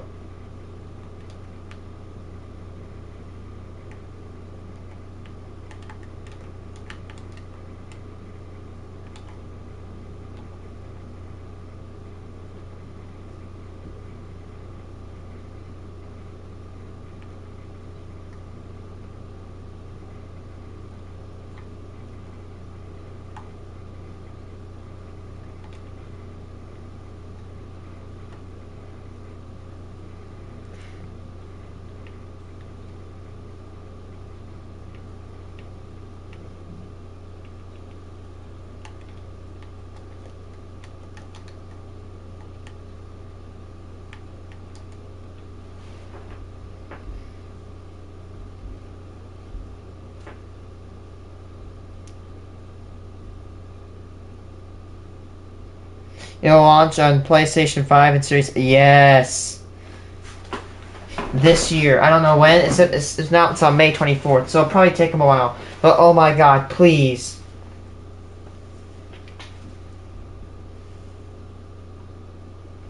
I have to get. I'm getting this. I don't care. It'll be like $100. I'll still get it. This one is spent. I'll be right back. I'm sure there's another one lying around somewhere. Ooh, these look like fun. Okay, let's not die just yet. Oh, that's perfect. I don't know why I'm driving this so carefully. Okay, out of my way. I got business to take care of. Please don't get stuck. No, come on. Dude! No. That would have been so easy. I somehow messed it up. Oh, wait. Watch this. This is gonna be crazy. Ultimate strategy. Come on. Okay, we got one. I could have done that the whole time, couldn't I have? Easy peasy. Morally, I'm good here, right? I'm helping the police. This guy's a criminal, I think. Ooh. Might as well steal a little bit for myself on the way, right? You're making it too easy for me. Do a pull-up. I can walk up it. It's so cool. Mission accomplished. I don't think I do want to leave just yet. So let's go test my luck with those security guards. Because, I mean, there's no way they're good at their job. Hey, guys. Anyone up there? Are those two glowing red eyes looking at me? Looks friendly and inviting. Hello? Anyone home? Yeah, just leave your security tower unlocked. Sure. It's lame up here. I'm going home. Right after I play with those explosive-looking barrels. This thing still works. It's in good condition, too. The type of shit you'd see on Facebook Marketplace with the caption, lightly used, never abused, single owner, garage kept. About what I expected. What are you guys building? This is a conveyor belt, but it doesn't actually have any assembly going on. You're just like moving things from one side of the room to the other. It's like an airport security thing. Okay, not gonna look too far into it. I'm so good at my job. Whoa, just drove straight into that tree. God, I'm kind of a badass. All right, let's keep going. I'm hooked. Hidden run, no fun for Lee's son. I'm accumulating wealth. I like it. This game follows all of the ideals I live by. What is this? I don't know what any of this shit does. Get out of here. You know, you don't even really need to give me all this background, man. I appreciate it, but seriously, just tell me where and what to destroy and I'll do it. You don't even have to pay me. The employee logins, new security system. Okay, we're back at this fun place. Fired alarm boxes. Breaking a box or wire triggers alarm. Just out of curiosity, what happens when I do that? Was that the box? Oh, you actually want me to ram through? That's fine. Oh, I can't use my car. Okay, let's get creative here. Yes, sir. I can basically fly. Okay, never knew that. Oh my god. I picked some shit up with this DIY wrecking ball. Oh my goodness. This is the best game I've ever played. Okay, I need to think about this. Security arrives 60 seconds after the alarm is triggered, and I'm stealing 3 objects that are connected to the alarm system. First things first, I'm gonna quick save and just absolutely bash it anyways to see what the response is. Oh, that was a really flimsy crane. What? So assuming I were to brute force this, yeah, okay, see that's not good. Can I fight security? There are ways I can approach this, like methodically, I just don't really want to unless I need to. Let's sit here with my can and wait for people to show up. So I don't think that I would be in time to grab all these, unless I were to maybe do a little bit of clear a path for myself, we'll say. Some renovations to better facilitate my escape route. For now, I just want to throw bombs at the please. I have to apply Smash your bombs at this year. I points. really need to think hard about what I say in these videos. Okay, here they are. Oh, it's actually just an instant loss. Okay, if I need to be smart, alright, grab this one, car. There needs to be a hole right here. Good thing whatever these people make requires a lot of loose propane tanks. Ow. Okay, that did nothing. You're telling me this can't break through brick? I aimed wrong too. There's probably better ways to do this. I'm gonna leave this guy's car here. No! No. I'm gonna lower that nicely right there, and we have a ramp now. The sound. That dong dong. I love metal banging sounds like that, dude. That's satisfying to hear. Do that in a second. Hit this, grab that, and through here in this corner. Get on that pipe, grab the last one, and it gets a little dicey. Yeah, I'm gonna want to be walking on this actually, so that incision needs to be moved just to right there. Okay, let's get exploding. If I remember correctly, this needs to be right here. Really state-of-the-art security system, guys. I have to actually disconnect it for it to go off. Ever heard of a camera? I'm not complaining. No, well, oh god, I'm getting claustrophobic. I got stuck in the crack. How do I get out? I'm pinned behind a massive steel tank. No, this is not funny. Get me out of here. I'm gonna freak out. Okay. Fucked it up again. I'm really struggling here. Alright, I want to retry. I'm just trying to kill myself so I can restart, but apparently I'm fucking Aquaman. Okay, good. This is almost like a puzzle game, but they managed to incorporate destruction so well. Alright, let's not f this up. Good God, I really couldn't have done that worse, except it might work. Come on, let me slither through this. Okay, I'm actually just gonna go up and ram it against the wall while holding it. There's no way I can mess that up. No, come back, no. You have to actually hit it with some force, it's not easy. I can't get this, what's wrong with me? Okay, now I'm actually stuck in a metal tank. I can't get out of this, can I? I can't destroy metal. I'm just gonna kill myself with fire extinguisher fumes. Get some spray paint gas in there too. Really good for your lungs. It's fine, it's like 3 a.m. I'm gonna go to sleep and figure this out in the morning. Okay, I did some work off camera. Here's the plan. I grab this for 60 seconds. Run up here to my delicately constructed bridge. Leap of faith. Yoink this one. Take this bridge over here. Leap in here. Grab this one. Then my getaway car's waiting right there. Hop in the getaway truck, smash through the gate, and hopefully get back in my van within the minute. This game is making me work hard for this. It's like attempt number 5. I'm stressed out. Okay, go. Oh, Jesus Christ. Not off to a great start here. Holy shit. Oh, God. I give up. I'm just gonna kill myself. Hey, attempt number 2. That's good. Where is it? Yes, give it. This is kind of a rush. Oh, I've got this in the bag. I don't even need to hurry. I overthought it. I don't know what I just stole, but I'm proud of myself. Let's go. Woo! Whoa, I just drove through a truck. I think I have superpowers. 23 seconds to spare. Light work. Let's watch the news. Ooh, new tool. What are you? Oh god, someone started a fire. Good thing I had spray paint to put it out. If only I had some tool that could help me with this. This ought to do the trick. God, who did this? Hey, I live here, and I have some respect. Getting a little smoggy up there. What? Hey, what? When did this happen? I mean, I guess I'm fine with it. Okay, let's see what jobs we have. I'm just gonna stand in fire while I read my email. Oh, whoa, what just happened? Oh, I died. I guess that makes sense. Why would I die in that situation? There's nothing wrong with this. This is how I work every day. Alright, no space for this guy's yacht. He wants me to remove a cabin. Sure, I'll take any job, huh? You know, God, it's been like at least an hour and I've not done anything. Oh my god, this is... I hate being stuck. One of these removed. I think I'm gonna do him one better. Isn't that a beautiful sight? Perfection. The driving is so fun. I'm Tokyo drifting. Woo! Oh yeah. What do y'all think of my new boat? Pretty snazzy. Could you move out of my way, kindly? Thank you. People are so nice in this game. Oh, she's struggling. I really am too lazy to go in there and knock out the supports. So instead of my lame caveman sledgehammer, I'm going to use a very advanced, large sledgehammer with motors on it. Some people call these boats, but I think the term that I assigned is much more fitting. Whoa. Oh my god, forget leveling the house. There's just nothing left. These beautiful remnants of it are glued to the bow of my ship. It just reclaimed the roof. That's okay, I didn't need it. I destroy concrete. I've actually sawed my boat in half down the middle. No! Okay, I got more shit to do. Dump a safe in the ocean. This town is blissfully unprepared for me. I mean, they're living in the 18th century here. I'm just gonna go around and borrow some of this stuff real quick. Thank you all for your kind donations to my cause. Oh god, it's heavy. I should think this through.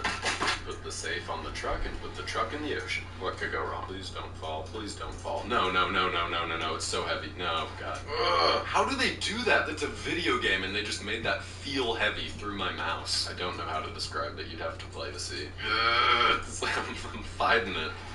Go into Davy Jones' locker.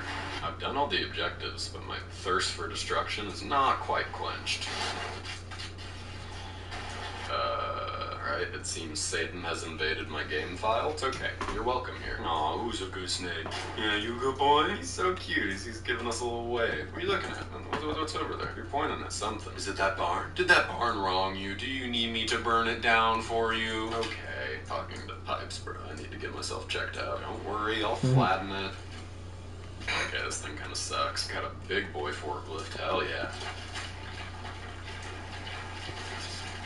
The game really wants me to go home, but the fun has just begun. Boats are bad for the environment. I'm doing Mother Nature a favor right now.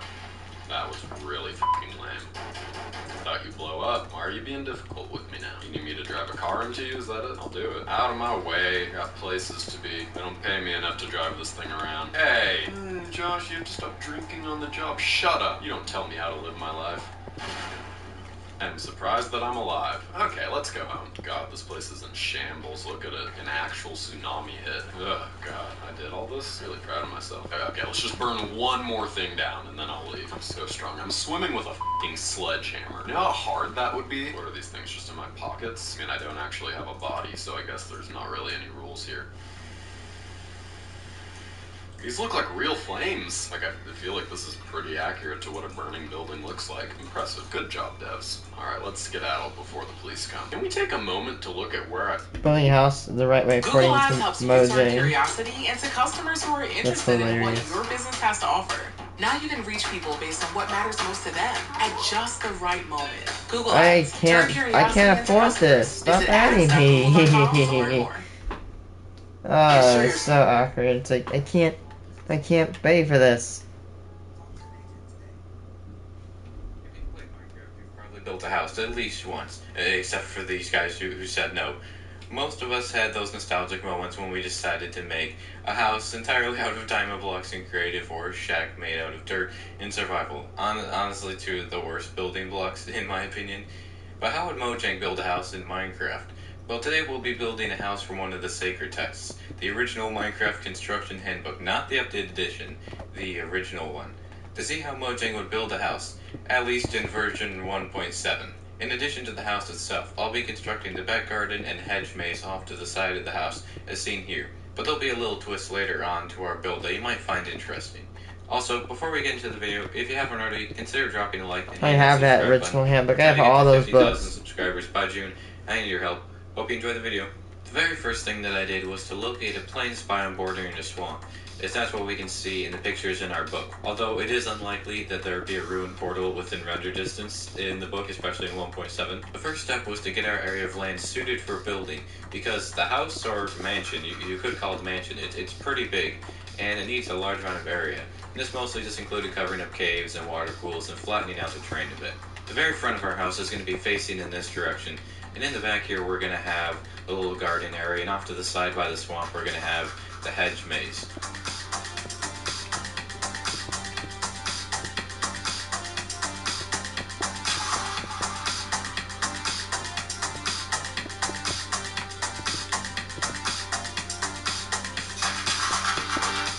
Well, I finished the basement. I mean, technically it's the first floor, so it's not really a basement, but it looks like a basement, that's what matters. And you may have noticed I had to move it down by one block because I built it on an elevated area that was too small. There's actually some of it left here, I just realized. And that wasn't going to work out because it needs to be on the same elevation as everything else. So I moved it down, and it ended up working out okay. But we need to move on to the next couple floors now. And we're going to finish off the actual house, and then we'll work on the gigantic porch that goes around the outside, which honestly, it might make up like a third of the total square feet of the house. I mean, maybe meters, but...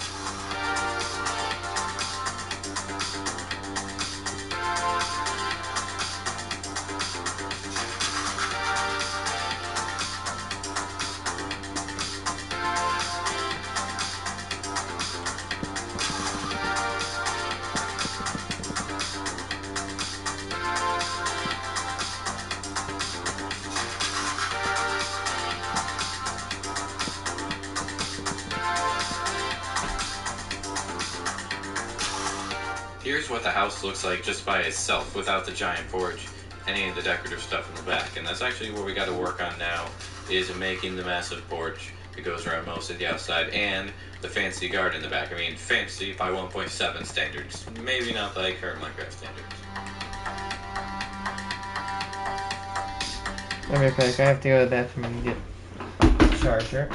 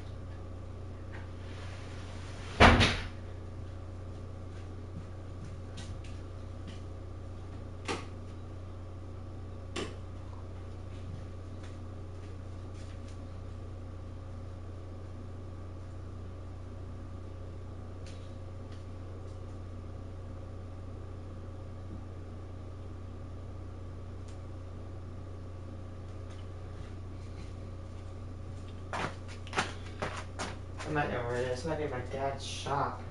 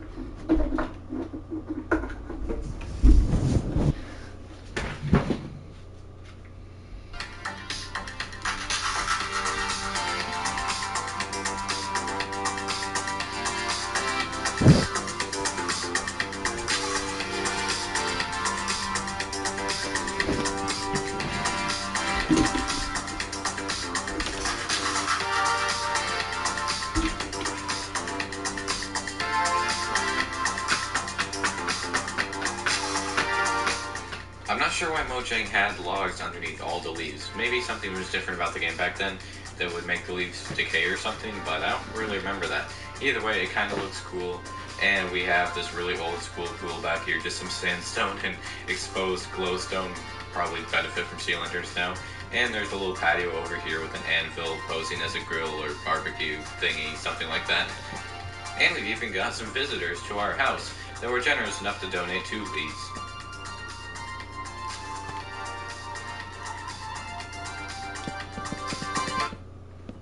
Hi everyone, I'm Ryan Marine, and I'm excited to bring you the next evolution in racing. The world's first... Tired of Mystery Pro? Odd.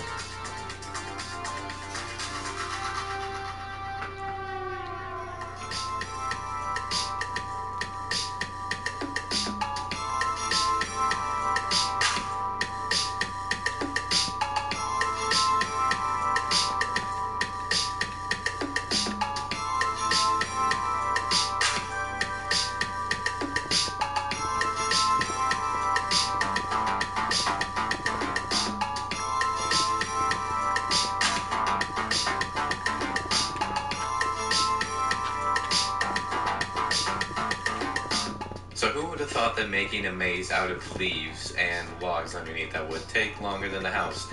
Definitely would have been me, but it did. I think it may have been maybe a minute less, but it felt as long. And we also have a cliff back here because I kind of underestimated how much room the maze would take up.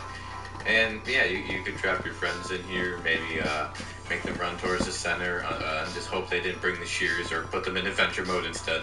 There's only one way to actually get into the center of the maze. It's pretty simple. You can just go through there, around the little area, and go back down, and you're in the center, so most of the maze is redundant, but I guess that's kind of what a maze is. It's just mostly redundancies to make it hard. Anyways, you may think we are done, because we did everything that we talked about doing in the book, but we are not done. Definitely not. You see, if we go over here to this double chest, these are literally all the materials that we use in building the house, the garden, and the maze. It's not very much for quite a few structures like that. And if we go over here and go inside the house itself, there's literally nothing except for the one zombie that managed to spawn.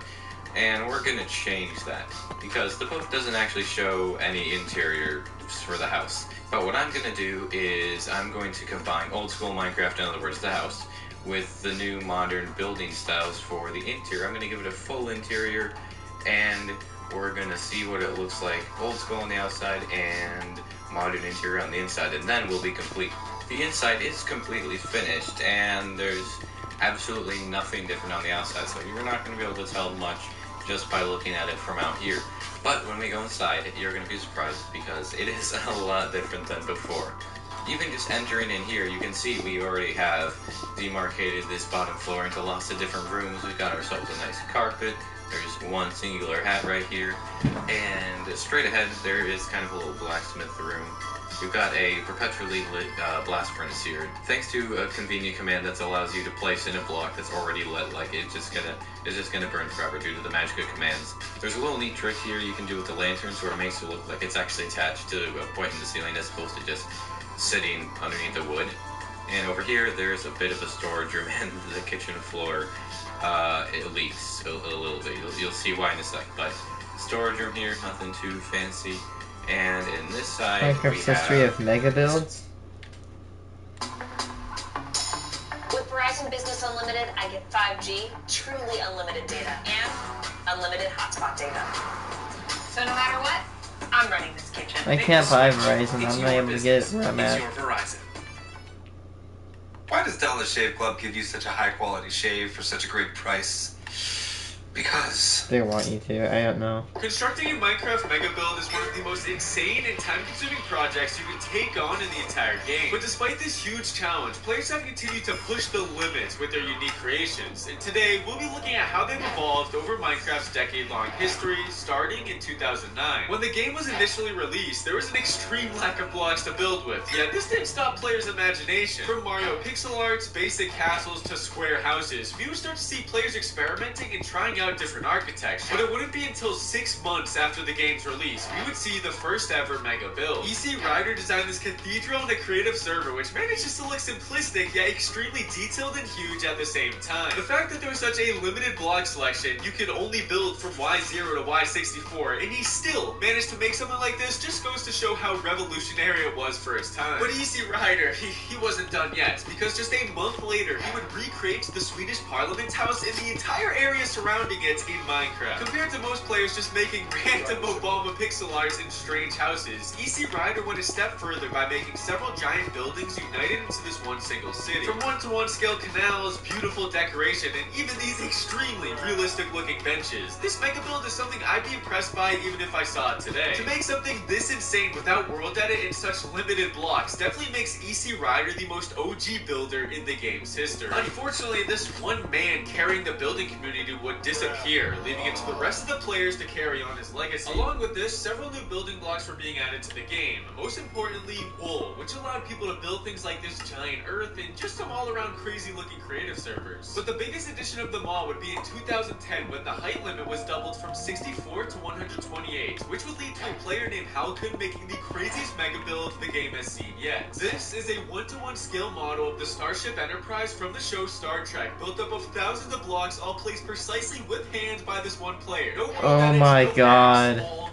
With the old Minecraft Holy hell. ship itself towering over the player, this just looks absolutely insane. But what about It actually does. only the structure's framework? Halcon would continue work on this project over the next few months and would finally achieve his goal of creating the Starship Enterprise in Minecraft, making history in the world of building. Now, going into 2011, Minecraft would start increasing in popularity exponentially, and since players now knew what this game was capable of, crazy builds were no longer a one-off occurrence. One of these was WBC's Whitebird, a huge detailed city constructed by one person. Oh, wait, hold on a second. Isn't this modern day Minecraft right here? Well, yeah, this is what the mega build looks like today, but it was actually started over 10 years ago in 2011 and has been passionately worked on by the creator ever since. Just seeing the change in blocks, building methods, and architecture shows sometimes builds are just more than cubes, but instead have entire stories. Another historic build that started in 2011 and has been continuously upgraded ever since is Minecraft's tutorial world. Starting off as just a simple introduction to the game by Mojang, the tutorial world went from just a few houses, castles, and a couple redstone inventions to getting better and better looking as the game progressively updated. Also during 2011, we would see Minecraft's major addition of redstone, which would lead to some super interesting builds. From Seth Blink's working Donkey Kong in Minecraft, Hans Liebersen's ancient version of playing Minecraft in Minecraft, and this two-player working redstone pong machine, these weren't necessarily mega builds, but what they did show is a whole new creative side of the game that could be used in even larger projects. Now, although the mega builds we've seen so far have been pretty crazy for their time, they are all about to be completely one-upped by the scaling and spectacle of Imperial City. Regarded today as one of Minecraft's greatest builds, in 2013, architects came together to construct this monumental city, which unlike any other mega build during its time, it's so massive you can literally get lost just admiring the beauty of it. Being roughly a 1600 by 1600 map, it feels like buildings are just infinitely generating out of thin air, each being intricately designed and built no matter where you go. Not only are the builds themselves insane, but the creators did take the easy way out and actually furnished almost every interior. And honestly guys, if there was any Minecraft map I could live in, it'd be this one. Now that was a gigantic city, but what about an entire one-to-one recreated country for you to find your own house in? Well, in 2014, a government official of Denmark saw his son building a house in Minecraft, and he thought, wait,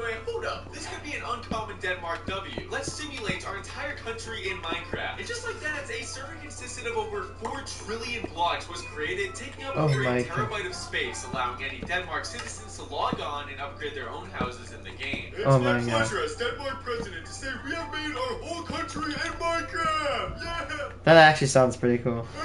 Everybody run! Oh my God. Unfortunately, this turned out to be a common Denmark L, as Americans actually raided the server with the forgotten TNT minecarts and built tanks and flags over the innocent house ruin, which caused Denmark Oh my god. But this whole thing had me thinking, if you truly wanted to grief Minecraft's biggest builds, then you yourself would need a military mega build. So to see what that looks like, I brought 2 artillery experts, Pingu and Cades, together. Whichever one of them wins an intense 1v1 with their builds gets $1,000. 3, 2, 1. On the desert side, we got Team Pingu, representing today's sponsor, War Thunder. With vehicles, XP boosters, and so many other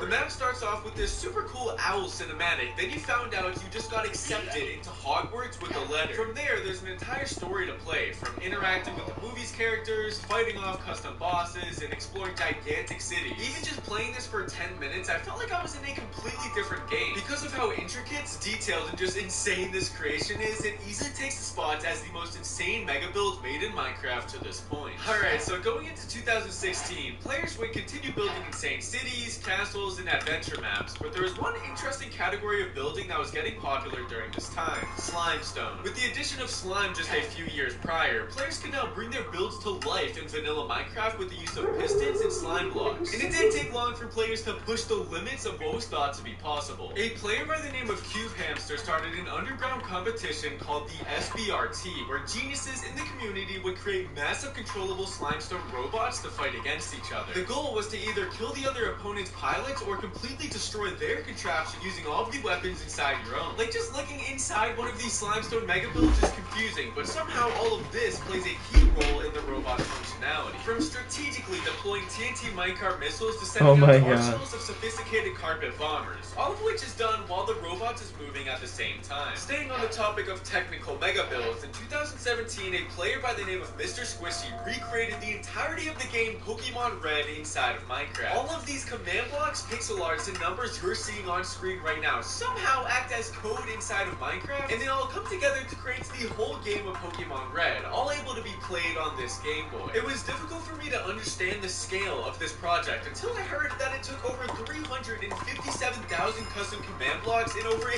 year and a half to complete this historic convention. Now, compared to the mega build projects we saw in the earlier years versus now, it's clear with the new updates and players innovating, the creations have gotten undoubtedly more insane. And what better way to appreciate this than by looking at Blockworks' 10-year Minecraft anniversary build. When Minecraft turned a decade old, Mojang went to Blockworks and asked them to create a tribute for the game's birthday, and they definitely over-delivered. The map starts in a small desert temple village, where you can take a minecart through a history museum that shows all of Minecraft's update progression. Once you get to the end, you're welcomed with the main attraction, the entire mega build. Built up of 4 main parts, this beautiful build features museums, giant recreations of in-game items, and all of the blocks added to this day, connected inside of this one massive theme park. There's loads of different Easter eggs relating back to Minecraft, and even a few secret items Mojang added in just for this map, like this disc called a golden record, where you can hear the developers singing happy birthday. Now, there's one thing in common about all of these mega builds so far though: they're made in creative. But players on the SciCraft SMP, who are known for pushing survival mode to its absolute limits, built one of the largest and most insane Minecraft farms to ever exist. Dug out in 2020 using TNT bomber planes, this giant perimeter holds this mob farm platform that is designed to only generate creepers, which teleports them automatically into the nether to be killed. Because they mined out such a clear space, it forces all of the creepers to spawn in this single area, causing the farm to bring in over 1 million gunpowder per hour. But the coolest part is it's more than just a farm and a perimeter. They even went a step further by scaling and designing the entire thing in a particular way, so if map arts are taking up the whole area, it creates this iconic picture of a creeper peeking through a wall. By the way, this is just one of the insane mega builds constructed on the SciCraft server. They've done so much more impossible things that years ago, people in creative couldn't even have built. So now we've seen giant recreations of creepers and items, but what about a big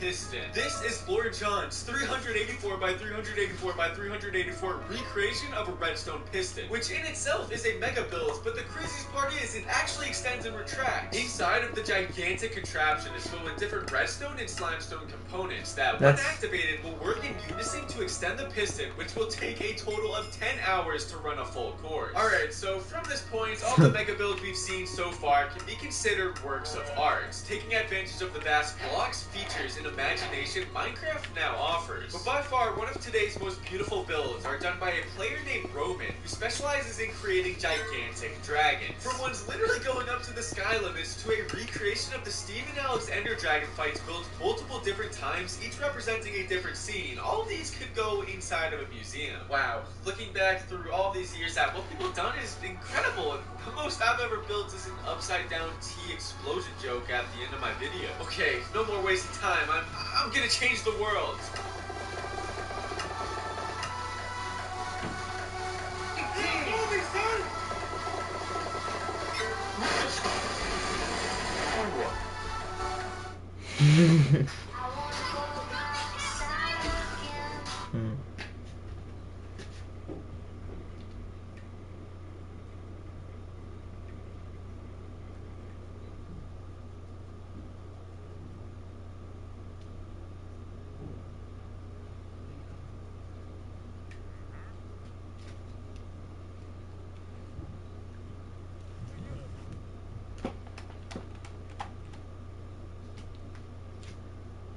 weirdest weapon in the world is G11. We delve into the captivating story of a rifle shrouded in mystery and unrealized potential. Get ready for an epic adventure. Weird gun. The secrets behind the legendary G11. From its It uses groundbreaking caseless design to ammo. its untapped power. Join me as we explore their untold history, the revolutionary features, and the virtual world's fascination with this enigmatic weapon. Let's dive into the wild backstory of this weapon's creation, my friend. Picture this. It all began in the groovy late 1960s when Heckler & Koch, a badass German company, took on a super cool mission. The government of the Federal Republic of Germany wanted to upgrade their trusty 7.62mm G3 rifles to something even more and as accurate as a sharpshooting wizard. So after some top secret negotiations, they decided on a mind-blowing concept. They wanted a rifle that could make multiple bullets rain on the enemy like a fireworks display. And to achieve that, they thought, hey, why not ditch the boring cartridge cases altogether? That's right, they wanted a rifle that fired magical caseless rounds. Heckler & Koch teamed up with Dynamit Nobel, a company responsible for creating the mind-boggling caseless ammunition. Together, they embarked on an adventure to create their ultimate weapon. But wait, hold on to your hats, my friends, because the fun doesn't end there. Turns out Heckler & Koch wasn't the only party trying to crack the caseless code. Another company called Vollmer Maschinenfabrik was in on the action too. In the early 1980s, they cooked up some mind-blowingly unique assault rifle prototypes that were out of this world. But alas, their creations never made it to the big leagues of mass production. Talk about missing out on a potential weapons revolution. So there you have it, my friends, the G11 rifle, born from a wild mix of cutting-edge technology, secret negotiations, and some serious competition. Similar developments were also taking place in the United States in the 1980s, led by the AAI Corporation during the early stages of the Advanced Combat Rifle program. And guess what? The fun didn't stop there. Our friends in France, the GIAT conglomerate, joined the party too. It was like a global dance-off of weapon innovation. Now imagine this. Using such magical ammunition would not only simplify the weapon's design, but also boost its reliability and increase the amount of firepower you could carry. And here's the icing on the cake. Theoretically, these rounds were supposed to be cheaper than the classic cartridge ones. Who doesn't love a good deal, right? Contracts for these exciting developments were linked by the German Ministry of Defense in 1969. By 1970, they had already laid down the requirements for the new rifle. Brace yourself for these specifications. The weapons should weigh no more than 4.5 kilograms, measure up to 765mm in length, boast a 50-round magazine, and hit the bullseye at a distance of up to 300 meters with the first shot. Talk about setting the bar high. No kidding. In 1974, the first prototype of this marvelous rifle was unveiled, sending shockwaves of excitement through the firearms community. But hold your horses, my friend, because the real magic happened 20 years later. It was in that moment, in the year of 1994, that Heckler & Koch proudly introduced the world to the one and only G11, the very first caseless rifle ever created. Just imagine the years of anticipation, innovation, and relentless dedication that went into bringing this groundbreaking weapon to life. It's like witnessing the birth of a shooting star, illuminating the path to the future filled with awe-inspiring firearms. Now let's dig into the juicy details of these case. I love Kohl's because they have everyday style for what everyday I mean, caseless ammo is already kind of a weird thing. I mean, how, like, yeah, have you ever seen caseless ammo? It looks weird. Caseless cartridges and how they worked, because let's be honest, that's where the real fun begins. The first versions of these bad boys designed for regular use were created by the brilliant minds at Dynamit Nobel A and measured a groovy 4.73 by 33mm. But wait, it gets even more interesting. Picture this. The prototype ammo for the Heckler & Koch G11 had a powder charge shaped like a square, coated with waterproof lacquer. And get this, the primer was located at the base of the cartridge and embedded in the powder charge, while the bullet was nestled snugly on top. It's like a little explosive sandwich of awesomeness. But that's not all, folks. They didn't stop there. Oh no, they took it up a notch. They developed an upgraded version of the cartridge for the Heckler & Koch G11, where the bullet and powder charge were fully encapsulated along with the primer. It was like a high-tech bullet bundle of joy, sealed and ready for action. Now let's talk about the perks of these mind-blowing caseless cartridges. First off, they required way less metal to produce. You see, in a regular cartridge, you have the bullet itself, which is justified because it's the one that's gonna hit the target. But those pesky brass casings usually just go flying out of the ejection port, littering the battlefield. But in these newfangled caseless wonders, you needed way less metal. It's like a metal-saving superhero. And here's the kicker. Remember how I mentioned those hot brass casings flying around? Well, in our caseless wonderland, they simply cease to exist. Poof, gone. You see, the bullet itself is sealed within the powder and then ignited. The powder transforms into hot gases that propel the bullet out of the barrel. No more worries about burning your precious neck with those scorching casings. It's freedom in its purest form. So my friends, these magical caseless cartridges not only saved metal, but also gave you the freedom to unleash fire with both hands without a care in the world. No more pesky flying brass to rain on your parade. It's a shooter's dream come true. Oh, the wonders of firearm innovation. Let's keep the party going and the bullets flying with none of those pesky casings to cramp our style. Now, let's find out how the G11 worked on the inside and who and when it was used. The G11 rifle was designed in a bullpup configuration. The rifle weighs 3.6 kilograms without the magazine and 4.3 kilograms with a full loadout. It measured almost a meter in length, to be precise, 7.5 centimeters. It boasts a rate of fire of 600 rounds per minute in automatic mode and a whopping 2,000 rounds per minute in 3-round burst mode. The bullet had an initial velocity of around 1 kilometer per second and its effective range reached approximately 400 meters. So essentially, we're talking about a seriously powerful rifle with an impressive range. The body of the G11, housing all of the mechanisms, was initially made of metal with reinforcing ribs, while later versions featured a plastic construction. The trigger mechanism allowed for single shots, continuous bursts, and bursts of 3 rounds, as well as fully automatic fire. The fire mode selector and safety switch were of the flag type and were located on both sides of the weapon. As for its usage, the G11 was primarily developed and used by the German Armed Forces. It was intended to replace the older G3 rifles, but unfortunately, it did not see widespread adoption due to various factors, including changing requirements and the end of the Cold War. However, its innovative design and advanced features left a lasting impact on firearm development. The G11, with its sleek bullpup design, high rate of fire and impressive range, truly stood out as a remarkable rifle of its time. It was a testament to cutting-edge engineering and a symbol of innovation in the world of firearms. Let's salute the G11 for its boldness and creativity. The barrel itself features an onboard magazine with a capacity of 45 rounds, and these rounds are positioned with the bullets facing downward in the magazine. 5 worst things you can do with a gun. New Pizza Hut cheesesteak. Sirloin steak plus peppers and onions.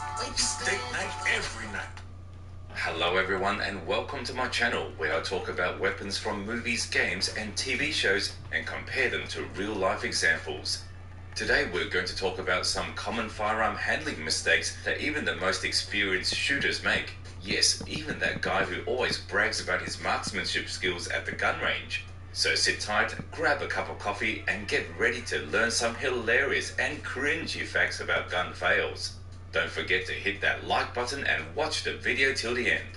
So, we all have a rough idea of what a gun is and how it works, right? But have you ever thought about what not to do with a real gun? Well, today I've got you covered with 5 things you should definitely avoid doing if you don't want to hurt yourself or anyone else. First things first, never carry a real gun without a holster. You know how in movies or games, the cool cop or assassin always has their gun in a special case? Yeah, there's a reason for that. First of all, let's understand why we even need a holster and what advantages it provides. Firstly, a holster helps to quickly bring the gun into combat readiness. Specifically, anyone who carries a gun in a holster has repeatedly trained to quickly draw that gun. So even if you're a tough gangster who carries a gun under your shirt, you won't stand a chance against a well-trained fighter who has honed their skills of drawing a gun from a holster for many years. Secondly, a holster not only protects others from accidentally dropping the gun due to a loose belt or from accidental discharge, but it also protects you. Usually the holster is worn either on the waist with the gun barrel pointed straight down, or under the armpit with the holster pointed in such a way that even if an accidental discharge occurs, it should not harm you. Including all holsters are designed in such a way as to cover the trigger guard with a layer of leather or plastic, which in turn eliminates moments when you, for example, get caught on a branch and accidentally fire the gun. Therefore, there is no argument not to carry your firearm in a holster, as it not only increases the speed of drawing the gun but also ensures the shooter's safety. Holsters typically come with a button that secures your gun in place, making it less likely for someone to accidentally or intentionally pull your weapon out. It also ensures that your firearm remains in a fixed position, even during physical activities like running or jumping, preventing the risk of it falling out and getting lost. Think of it like a seatbelt for your gun. Not only does it keep your firearm secure, but it also provides quick access to your weapon in case of an emergency. The second thing you should definitely not do with your firearm is to shoot without eye and ear protection. Oh god. Maybe rifles, like 22 rifles can be shot without ear protection maybe? But don't go with like carbines or pistols, because that one... Oh god, it'll make you... propels the bullet out of the barrel, releasing a large amount of heat, not only from the gunpowder explosion, but also from the deformation of the casing. If you don't believe it, you can take a cold nail, hit it a few times with a hammer, and see for yourself that the nail becomes magically warm due to the deformation of the metal. So you've fired your gun, and not only is there a super loud and sharp gunshot sound that can damage your eardrums, but there are also cases where the hot casing flying out of the ejection port can hit you in the face or even your eye. Ouch! That's why you should always prioritize your safety when handling firearms. And let's not forget about those times when the gun malfunctions and just explodes, causing serious injuries and eye damage. Silencers, also known as suppressors, are often portrayed in movies as a tool for stealthy missions. However, in reality, they are mostly used by professionals such as law enforcement or military personnel to protect their hearing while shooting.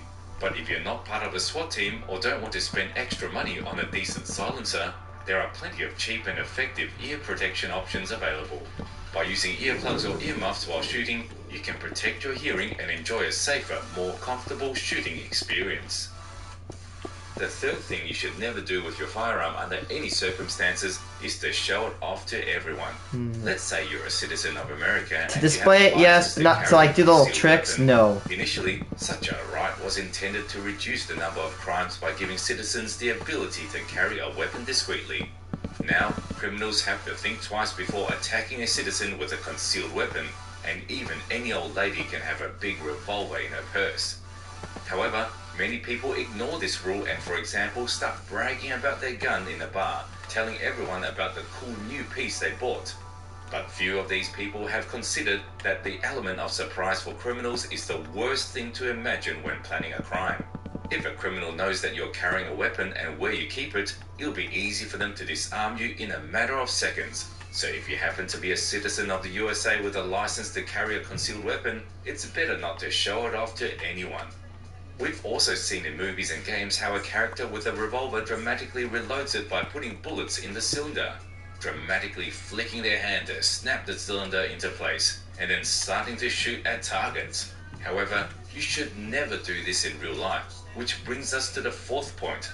Never snap the cylinder of a revolver like in movies or games. In fact, if you look closely, every revolver attaches the cylinder to the gun with a thin rod on which the cylinder rotates. Now think about what would happen if you took a thin metal rod and hit it with all your might in the center. You'll transfer a huge amount of kinetic force to the weakest point of that rod, and the same thing happens with the cylinder attachment rod on a revolver. Every time you snap the cylinder shut like that, the weight of the cylinder will bend that rod, eventually causing your revolver to malfunction and possibly even explode during a shot, sending pieces flying in their cylinder shut on your revolver like they do in movies or games. And fifth, I strongly advise against trying to remove a cartridge from your firearm after a misfire. The phenomenon of misfire can be mainly divided into 2 points. In the first case, a misfire occurs when the firing pin on the gun strikes the primer of the cartridge with insufficient force, or the firing pin is worn out and needs to be replaced. And in the first case, it's not too dangerous. But in the second case, a misfire can occur with a completely functional firearm, but the ammunition itself may be defective. So under no circumstances should you nothing will happen if you try to remove such a defective cartridge, because there are cases where such cartridges have fired. This happens because the ignition mixture in some defective cartridges can burn very slowly, as if smoldering, and will eventually reach the powder charge. I don't think I need to explain that if you try to remove such a cartridge and a shot goes off at the moment of extraction, not only will the casing damage your hand, but the cartridge itself can fly in an unpredictable direction, injuring both those around you and yourself with a common ricochet. To sum it up, folks, handling firearms is no joke and should never be taken lightly. Always prioritize safety over anything else when dealing with guns, and never forget that they can be deadly if used improperly. Remember to never show off your firearm to anyone, never try to force a jammed cartridge out of your gun, and never spin the cylinder like a cowboy in a movie. Stay safe, stay responsible, and hit the like button if you enjoyed the video. And also write in the comments which are the most common firearm handling mistakes that you know. People flagging others. Today we delve into the captivating story of a rifle shrouded in mystery. Yeah, this one says battle passes suck. They okay, do. Guys, I'll be the first to say it. I don't like battle passes. Thank you. I know. Thank you so much. Thank you. At least not how they're currently implemented across most modern video games. This really should come as no shock if you've watched some of the other videos on my channel. Who could have ever guessed the guy whose favorite franchise had its glory years more than a decade ago doesn't like modern video game monetization schemes? Ever since a certain game came out and made billions, it seems that every single modern AAA multiplayer game has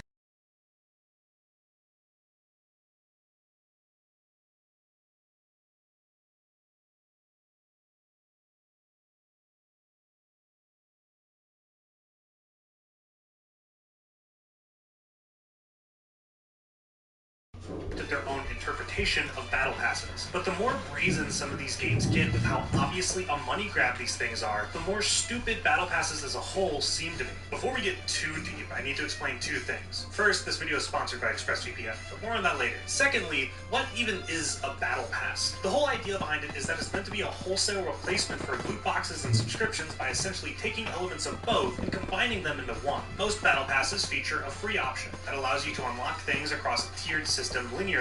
You see everything laid out in front of you, and as you play the game, you know exactly what you'll unlock at each level. Loot boxes, of course, would leave these items to random chance. The subscription model comes in through most games offering a premium battle pass on top of the free one. The difference here being that the premium battle pass offers more unlocks per tier, and the unlocks are better. When it's explained like that, there's really not much wrong with the battle pass at all. We saw what happened when a company got way too far gone with loot boxes, and if every game under the sun created a subscription fee to play their multiplayer, it would be hell budgeting the games you wanted to play for them all. Especially if you and your friends hop around games a lot. Battle passes look even better when you see that most of them only really feature cosmetics and maybe a couple little XP boosts as rewards when you pay for them. It's not pay to win, and the company making the game obviously needs a return on investment, so it seems that everyone in this situation wins, is what they'd want you to think. Let's go back to the year 2010, to a game that in my eyes nearly perfected video game customization, progression, and cosmetics. Halo Reach. The way Reach worked was extremely simple. You buy the game once for $60. Dang it.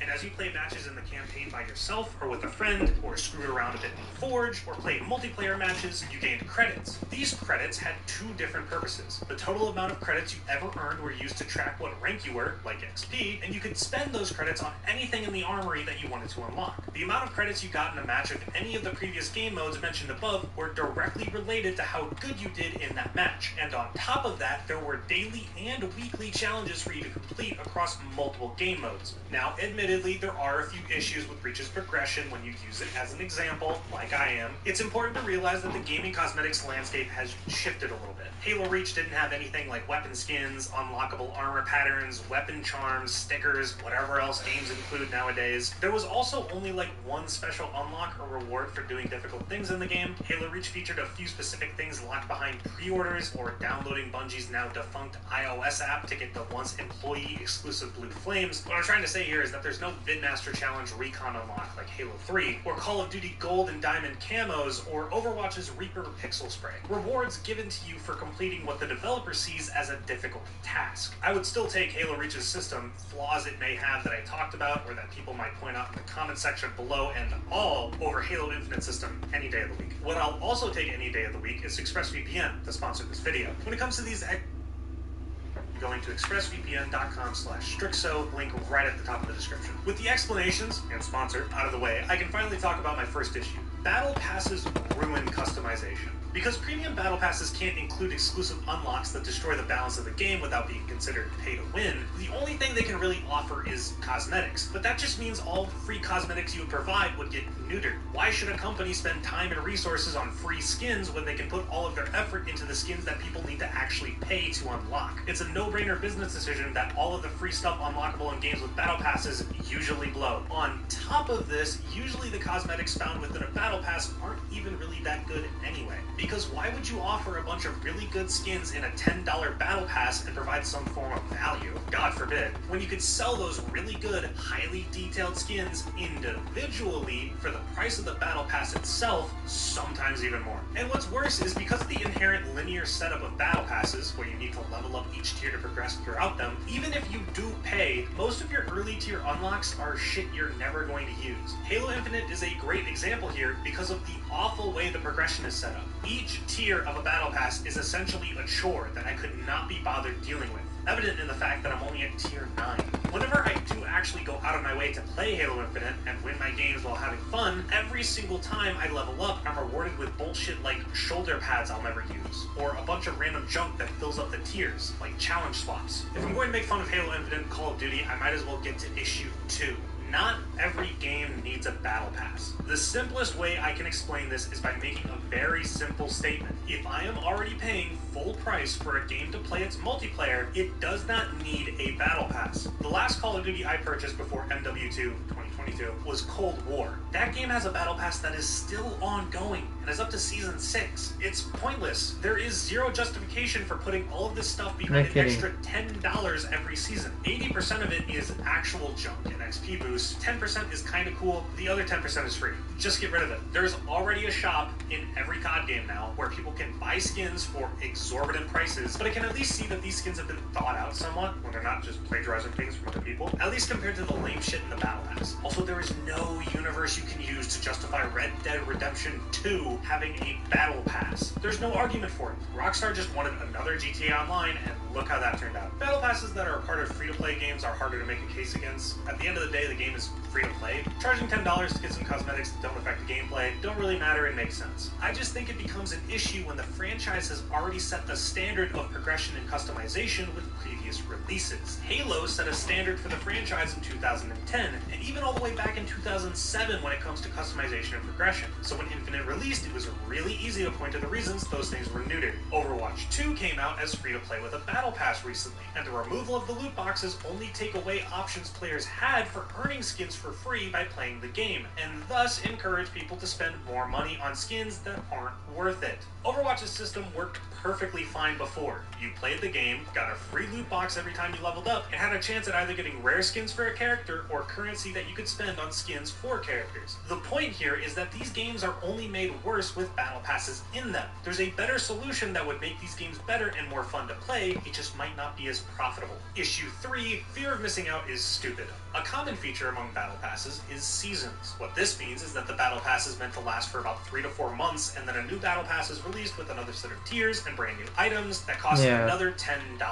The issue is that most games that make the previous battle pass completely inaccessible. So whenever a battle pass includes something like a really cool skin at tier 90, you need to make sure to play the game and level up your battle pass that you paid for in time, or else you'll lose your chance to get that item. Issue 4. This one's more of a rant about something I always see with items you can get in battle passes. What's the point of the rarity system? With a game like CSGO or the original Overwatch, because loot boxes are basically gambling, a rarity system makes sense. A legendary skin or a knife is hard to get because you need to be really lucky to get it. What makes this kill effect at tier 1 on the Halo Infinite Season 2 Battle Pass legendary? It's not even like Halo Infinite's Battle Passes suffer from fear of missing out. With the way they're set up, as long as you bought the Battle Pass, you'll always be able to level it, so what's the point of it being categorized? It's not even cool, it looks pretty bad. Why do games do this? Every single game I looked into for this video does this, and it confuses the fuck out of me. It genuinely feels like arbitrary garbage meant to make you feel better about the stupid things you get from these Battle Passes. Like, is Blizzard genuinely convinced little Timmy's out there going, "Whoa, Reaper eating a cookie is epic, I can't believe how good it is, wow, I'm so happy for spending $10 on this Battle Pass." Come on, man. Now, through all of this, I'd like to say that I don't hate all Battle Passes. I'm cool with Fortnite's because a lot of the skins are actually pretty varied and the game is entirely free to play. Fortnite being the game to popularize the Battle Pass made it feel like its own thing for a little bit before every game ever adopted one. Also, some of the things added to Fortnite are just insane. This game gets celebrity concerts, promotions that let me play as Master Chief, Kakashi, Goku. If I played Fortnite for an extended period of time on the regular, I'd probably get the Battle Pass. It works for Fortnite. I also like MCC's Battle Pass-like progression because it's somewhat non-linear, doesn't suffer from fear of missing out, and is entirely free. I'm able to play 6 games in one application and unlock customization for Halo 3 by playing Halo 1 or Halo 2. And the XP is also tied to how good I do in a game. If you enjoy or buy into any of the Battle Passes I mentioned in this video, that's completely okay. I realize that a lot of my grievances here are personal. We're at a point where the video game industry at large is currently caught up in a Battle Pass phase that is insanely profitable and works wonders for holding retention in the games that implemented it. It's truly only a matter of time until another company comes out with a brand new monetization scheme that is even more profitable than Battle Passes. Until then, if you want someone to blame for Battle Passes currently, to go all the way back to the source and blame the people who started it all, it was Dota Tim. Thanks, Gaben. If you enjoyed this video, consider subscribing or click on another video to watch more things that suck. Hi, Strixo viewers! Hi, Strixo viewers!